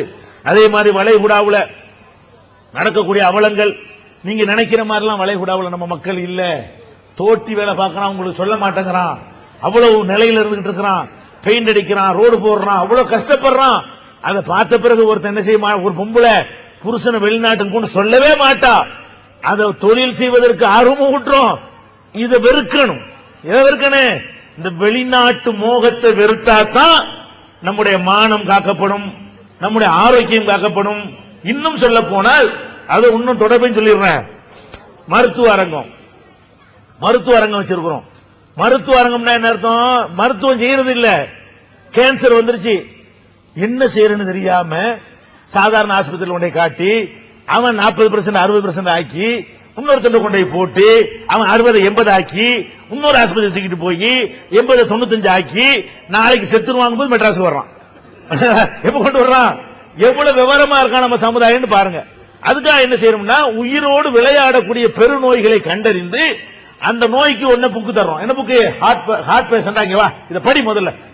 எதனால் ஹார்ட் நோய் வருது, இதய நோய் வர்றதை தடுக்கிறதுக்கு வழி என்ன, இப்ப நீ உனக்கு வந்திருக்கிற கண்டிஷன்ல உள்ள நோயை எப்படி சிகிச்சை பண்ணலாம், எங்க ஆஸ்பத்திரி இருக்கிறது, எவன் கொள்ளை அடிப்பான், எவன் பணத்தை போட்டுக்கிட்டே சிகிச்சை பண்ணுவான், எவன் நெசமா அடிப்பான், எவன் பணத்தை போட்டுக்கிட்டே சிகிச்சை பண்ணுவான், எவன் நெசமாக உயிருள்ள பாடிக்கு சிகிச்சை பண்ணுவான் என்பதையெல்லாம் ஆஸ்பத்திரிகளை அறிமுகப்படுத்தக்கூடிய வகையில் எங்க ஓசியா செய்யலாம், என்னென்ன மருத்துவத்துக்கு அரசாங்கத்தில் உதவி தர்றான், என்ன முறையில் அந்த உதவி வாங்குறது, முதலமைச்சர் நிவாரண நிதி எப்படி கிடைக்கும், பிரதமர் நிவாரண நிதி எப்படி கிடைக்கும் என்று மருத்துவம்னா மருத்துவத்தை பத்தி ஃபுல்லா உங்க குடும்பத்தில் அப்படி கிட்னி பேஷண்ட் ஒருத்தர் இருந்தாருன்னு சொன்னா கிட்னி சம்பந்தமா சில விவரங்களை எங்களுக்கு சொல்லுங்கன்னு கேட்டா போதும். அப்படி கட்டு கட்டா பேப்பரையும் தந்து அழகா பயானம் பண்ணி உங்க மண்டையில ஏற்றி அனுப்பி விட்டுருவோம். அப்ப அந்த மாதிரி எல்லாம் இதெல்லாம் எதுக்கு நான் சொல்றோம், இந்த சமுதாயத்தை வந்து உலக சரித்திரத்தில் இப்படி மாநாடு நடக்கல. இன்ஷா அல்லாஹ் உலக வரலாற்றிலேயே இப்படி அனைத்தையும் பெரிய பெரிய பணம் செலவழிச்சு நடத்தப்பட்டிருக்கு. மக்கள் நலனை மட்டுமே கருத்துல கொண்டு இவ்வளவு ஏற்பாடு செலவுதான் நான் உங்களுக்கு சொல்லி இருக்கிறேன். சொல்லிக்கிட்டே இது சொல்லாத இருக்கு, இதுவே உங்களுக்கு போதுமான விவரமா இருக்கும். இதை தாண்டின விவரங்கள் அது உள்ள அடங்கி இருக்கிற இதெல்லாம் செய்யறோம். இது போக என்ன பண்றோம் கேட்டா அடிப்படையான வசதிகள் என்ன, அடிப்படை வசதி அவ்வளவு செஞ்சிருக்கிறோம். என்ன வசதி, முதல்ல அரங்கு அமைக்கிறோம்ல, இந்த மாதிரி தட்ட கிட்ட போட்டு விடணும் வைங்க, எவனாச்சும் தீக்குச்சி கொளுத்தினான்னு வைங்க, அப்புறம் யாரு பதில் சொல்றது, அல்ல சரிஞ்சு விழுந்துச்சுன்னு வைங்க, இன்னொரு 10 பேர் உட்கார்ந்து தாங்குமா, சரிஞ்சு விழுந்துரும். அப்ப அது மாதிரி உங்களை உட்கார வைக்கக்கூடிய இடம் எப்படி இருக்கணும் என்று சொன்னால், அதாவது ஒரு சிறப்பு கோட்டிங் கொடுக்கப்பட்ட தகடு மேலே போடப்பட்டிருக்கிறது, வெயிலையும் கட்டுப்படுத்தும், வெப்பம் வராது, நல்ல உயரமா இருக்கும். இரும்பு தூண்கள், இதை விட இன்னொரு மடங்கு அகலமான இரும்பு தூண்கள் மீது அது நிறுவப்பட்டிருக்கிறது. ஒரு தூணை வந்து 50 பேர் சேர்ந்தாலும் என்ன செய்ய முடியாது, சாய்க்க முடியாத வகையில அந்த மாதிரியான இரும்பு தூண்கள் மீது உயரமான இடத்துல தீப்பிடிக்காம மழை வெயில் எல்லாத்தையும் காப்பாற்றக்கூடிய வகையில அந்த அரங்கம், கண்காட்சி அரங்கமும் அதே மாதிரி அமைக்கப்படுகிறது. பேரரங்கம் இருக்கு இல்லையா, மாநாட்டு பிரதான முக்கியமான அரங்கம், அது கூட அந்த மாதிரி அமைக்கப்பட்டிருக்கிறது. கீழே வந்து அழகா சொகுசா, இங்க கூட உங்களுக்கு ஒழுங்கா உட்கார முடியல. வெளிநாட்டிலிருந்து இறக்குமதி செய்யப்பட்ட சிவப்பு கம்பளத்தில் உட்கார போறீங்க, காசு கொடுத்து வாங்குறது இல்ல, வாடகைக்கு தான். அந்த ஆள் என்ன செய்யறாருன்னா, உங்க தொழக்கூடிய மக்களா இருக்கிறதுனால நான் பழச தரமாட்டேன், உங்களுக்காக வேண்டி புதுசா இறக்குமதி பண்ணி உங்களுக்கு முதல் போட போறேங்கிறார். அதனால பிரஷ் நமக்கு மட்டும் வழங்குதா, வாடகைக்கு தான் எடுக்கிறோம். அவர் நம்மள எல்லாம் பார்த்து விட்டு அந்த அரங்கத்தில் இன்னும் ஒரு வாரம் நின்றாரா, தொழுகையாளிகள் தொழுகைற மக்களா இருக்கிறீங்க, கண்ட இடத்துலயும் நான் கூட போட முடியாது, இதுல பல மாதிரி செஞ்சிருப்பானோ இந்த கார்பெட்ல, அதெல்லாம் படுக்கணும் வேற சொல்றீங்க ராத்திரில, அதனால கீழே விரிக்கிறது எப்படி இருக்கணும், புதுசா இருக்கட்டும் சொல்லி அப்படி பட்டு மாதிரி இருக்கும். தொழுகை முசல்லா இருக்க அந்த மாதிரியான முசல்லா மாதிரி ஃபுல் அரங்கம் முழுவதும் கார்பெட் போடப்பட்டிருக்கும். அப்படி உட்காரக்கூடிய, அப்படி அழகா படுத்துக்கலாம், ஜிலு ஜிலுன்னு காத்து வரும் 4 மணிக்கு மேல. அதுக்கப்புறம் வந்து தண்ணி வசதி, 4 போர் போட்டு இந்த தண்ணீரை எடுத்து செக்கப்புக்கு அனுப்பி இது குடிப்பதற்கு ஏற்றதானான்னு கண்டறிந்து டெஸ்டுக்கு வந்து ரிப்போர்ட் வந்த பிறகுதான் சப்ளை செய்யறோம். அந்த அளவுக்கு எல்லா விதமான சோதனைகளுக்கும் உட்படுத்தப்பட்ட குடி தண்ணீர். அது மாதிரி வந்து கொண்டு வர்ற வாகனங்களை நிறுத்துவதற்கு வசதி. மருத்துவம், ஆஸ்பத்திரி, டாக்டர் செரியன் மருத்துவமனை வந்து அவங்களுடைய பிரான்ச்சே உள்ள கொண்டாந்து போடுறாங்க. அதுல எல்லாமே இருக்கும். என்ன இருக்கு, ஆபரேஷன் மட்டும்தான் இருக்காது. அதை தவிர பாக்கி அவசர சம்பந்தப்பட்ட எல்லா விதமான மருத்துவமும், ஹார்ட் பேஷண்டா இருந்தாலும் சரி, உடனடி சிகிச்சையா இருந்தாலும் சரி, குளுக்கோஸ் ஏற்ற வேண்டியா இருந்தாலும் சரி, திடீர்னு என்ன நடந்தாலும் சரி, ஹாஸ்பிட்டல் என்னென்ன வசதி இருக்குமோ அவ்வளவு வசதிகளோடும் இருக்கும். தயார் நிலையில 20 ஆம்புலன்ஸ் இருந்துகிட்டே இருக்கும். தயார் நிலையில ஆஸ்பத்திரியும் தனியாக, அரங்கத்துக்கு வெளியே பெரிய இடத்துல என்ன செய்யறோம், தனியா ஹாஸ்பிட்டல் ஒன்று அமைக்கிறோம், அந்த வசதி இருக்கிறது. அதே மாதிரி கழிவறையை பாத்தீங்கன்னு சொன்னா, மாநாடுகள்லாம் எப்படி கழிவறை போடுவாங்க, சும்மா சாக்க தொங்க விட்டு ஒருத்தன் போயிட்டு வந்தா 2வது ஆள் போக முடியாது. ஒரு தடவை போகலாம், 2 தடவை போகலாம், 3வது ஆள் போக முடியுமானா நசன்னு நாரி போய் அது உள்ள நுழைகிறதுக்கு என்ன செய்யாது, பாத்ரூமுக்கு வராது ஒருத்தனுக்கு. அந்த மாதிரி எல்லாம் இருக்கு. அதெல்லாம் கருத்துல கொண்ட, இதுக்கு செலவழிக்கிற பத்தி யோசிக்க வேண்டாம்னு சொல்லி வெஸ்டர்ன் இருக்கு. அதான் முட்டிக்கால் வலி உள்ளவங்க இருப்பாங்க, உட்கார முடியாது, சேர்ல உட்கார மாதிரி தான் உட்கார முடியுமா, அவங்களுக்கு வெஸ்டர்னும் இருக்கிறது, பாம்பே கக்கூசும் இருக்கிறது. அது போதுமான ஆண்களுக்கு தனி, பெண்களுக்கு தனி. அதுல என்னது, நல்ல உயரமான 9 அடி உயரம், யாரும் எட்டிலாம் பார்க்க முடியாது. அது மாதிரி நல்ல பக்கம் தடுப்பு போட்டு கதவு தான் போடுறோம், சாக்கு போடல, நல்லா லாக் பண்ணிக்கலாம். உள்ளே பைப்லாம் வச்சிருக்கோம், உள்ளே தண்ணி எல்லாம் வரும். வீட்டுல பாத்ரூம் போகும்போது எப்படி உங்களுக்கு அன்ஈஸியா இருக்காதோ, ஈஸியா போயிட்டு வந்துருவீங்களோ, அந்த மாதிரி வந்து வீட்டுல இருக்கிற மாதிரி பாத்ரூம் போகிறதுக்கு எந்த விதமான உறுத்தலும் இருக்காது. பெண்கள் பகுதி தனியா, ஆண்கள் பகுதி தனியா, அது ஒரு பக்கம் ஏற்பாடு செஞ்சிருக்கிறோம்.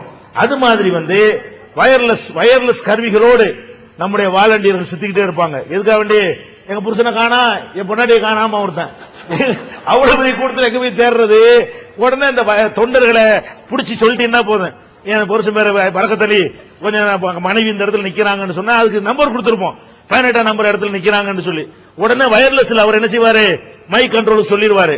உடனே சொல்லி முடிச்ச உடனே அங்க எல்லாத்துக்கும் அறிவிப்பு வரும் ஒலிபெருக்கில. பரக்கத் அலி அவர்களை அவங்க மனைவி பாத்திமா அவர்கள் தேடிக்கொண்டிருக்கிறார்கள். இந்த இடத்துக்கு வரவும் அப்செட் ஆக வேணாம், பதற வேணாம். பிள்ளைய காண போனாலும், புருஷன் காண போனாலும், பொண்டாடி காண போனாலும் அப்செட் ஆகக்கூடாது. உள்ளுக்குள்ள இருக்க போறோம். ஒரு ஊருக்குள்ள நடத்தினா எங்கிட்ட மிஸ் ஆயிருப்பாங்க. நம்ம தான் அடைச்சிடறோம், ஃபுல் ரவுண்ட் கட்டிடுறோமே, 9 அடி உயரத்துக்கு நினைச்சிடறோம், ஃபுல்லா செவர் எடுத்துறோம். மாநாடு ஃபுல்லா நம்ம கண்ட்ரோல்ல.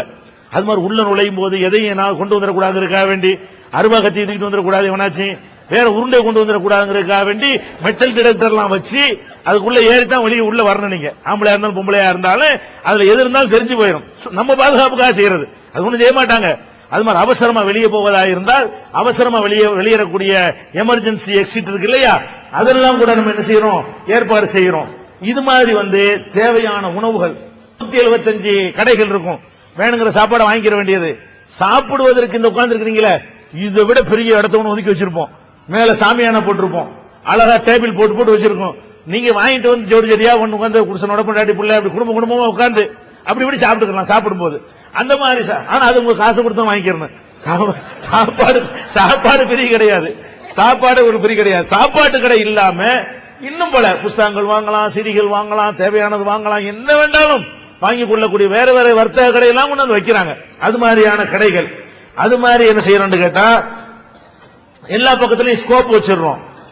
அது மாதிரி உள்ளுக்குள்ள வந்த பிறகு அவ்வளவு தூரம் எனக்கே நடக்க முடியல.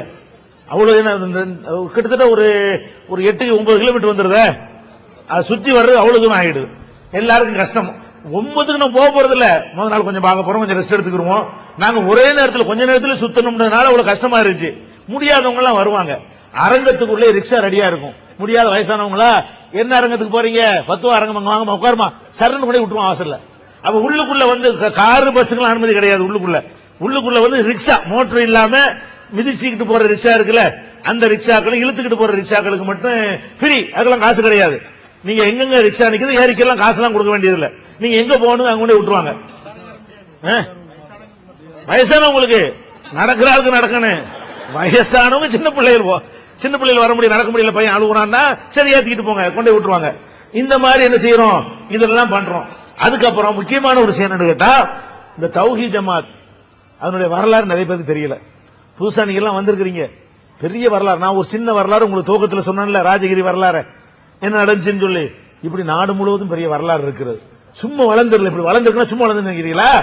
இதுக்கு பின்னாடி பெரிய தியாகம் இருக்கிறது, உயிர் தியாகம் இருக்கிறது, ரத்தம் சிந்தியது இருக்கிறது, பலவிதமான கஷ்டங்களுக்கு பிறகு வளர்ந்திருக்கிறது. தௌஹீத் ஜமாத்துடைய வரலாற்று கண்காட்சி தனியா எப்படி ஆரம்பிச்சிச்சு, என்னென்ன ஊர்ல என்ன நடந்துச்சு, எந்தெந்த வருஷம் என்னென்ன இருந்தது, எத்தனை கேஸ் சந்திச்சோம், எத்தனை அடிதடி வாங்கணும், எத்தனை ஊர்ல ஊர் நீக்கம் செய்யப்பட்டோம், எவ்வளவு பெரிய கஷ்டங்களை எல்லாம் அனுபவிச்சோம். இன்னைக்கு திடீர்னு இப்படி லட்சக்கணக்கான மக்கள் வந்துட்டாங்களா? நாட்டிலேயே பெரிய இயக்கமா நம்ம இருக்கிற முஸ்லீம் அமைப்புலேயே இந்தியாவிலே நம்ம தான் பெரிய அமைப்பு.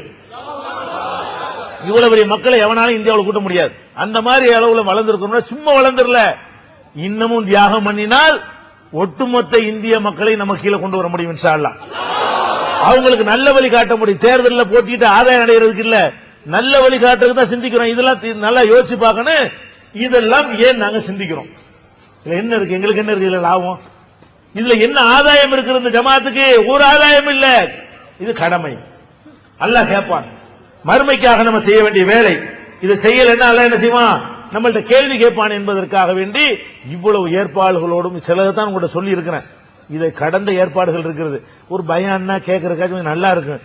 இந்த மாதிரி பட்டியெல்லாம் ஒரு அளவுக்கு போர் அடிச்சு போயிடும். நான் பாட்டுக்கு பட்டியல விட்டுக்கிட்டு இருந்தேன்னு வைங்க, பயான்னா அது ஒரு கணக்கு. இந்த தலைப்புல எல்லாம் அதுக்கு மேல ரொம்ப பேசணும்னு வைங்க, போர் அடிக்க ஆரம்பிச்சிடும். அதனால இப்ப சொன்ன விஷயங்கள் போதுமானதா இருக்கும். இதை கவனத்தில் கொண்டு விளங்கி கொண்டு நீங்க என்ன செய்யுங்க, ஒவ்வொருத்தரையும் ராஜகிரி காலியா போயிடணும். அன்னைக்கு அங்கதான் இருக்கணும், பண்டார விட காலியாயிரணும், ஒரு ஆள் வீட்டுல இருக்க கூடாது. அது மாதிரி சின்னது பெருசு எல்லாத்தையும் அழைச்சிட்டு வந்துருங்க. இன்ஷா அல்லாஹ் எல்லா விதமான ஏற்பாடுகளும் சிறப்பான முறையில் செய்யப்பட்டிருக்கிறது. இந்த மாநாடு வெற்றியடைய நிறைய துவா செய்ய வேண்டும். பெரும் பொருளாதார நெருக்கடியில் இது செய்யறோம். இறங்கும் போது இவ்வளவு வரும் நாங்க நினைக்கல, அதை தாண்டி போய் கொண்டிருக்கிறது. ஆனால் மக்களுடைய அடிப்படை வசதிக்கு கடன் பட்டாவது செய்வோம், தந்தாலும் சரி தரட்டாலும் சரி இறங்கிட்டோம். அல்லாஹ்வை நம்பி நாங்க களத்தில் இறங்கி இருக்கிறோம். அதனால பொருளாதார ரீதியாகவும் பெரிய, ஏன்னா வெளிநாட்டில் நம்ம வாங்க மாட்டோம், எந்த அரசாங்கமும் தரமாட்டான். அரசியல்வாதிகள்கிட்ட போய் பெரிய பெரிய கலைஞர்கிட்ட ஜெயலலிதா பெட்டி வாங்க முடியுமா? நமக்கு 2 பேரையும் கண்டிச்சுட்டு இருக்கிறோம், 2 பேரையும் ஆர்ப்பாட்டம் பண்றோம். எங்க போய் வாங்குறது? அதெல்லாம் வாங்கிட்டா கண்டிக்க இயலாது, வாங்கிட்ட சமுதாயத்துக்கு குரல் கொடுக்க இயலாது, வாங்கிட்ட பேச இயலாது. அது மாதிரியான ஒரு நிலையில மக்கள் ஆதரவை மட்டும் நம்பிதான் அல்லாஹ் மீது அருள்ல நம்பிக்கை வச்சு மக்கள் ஆதரவை நம்பி இதுல இறங்கி இருக்கிறோம்.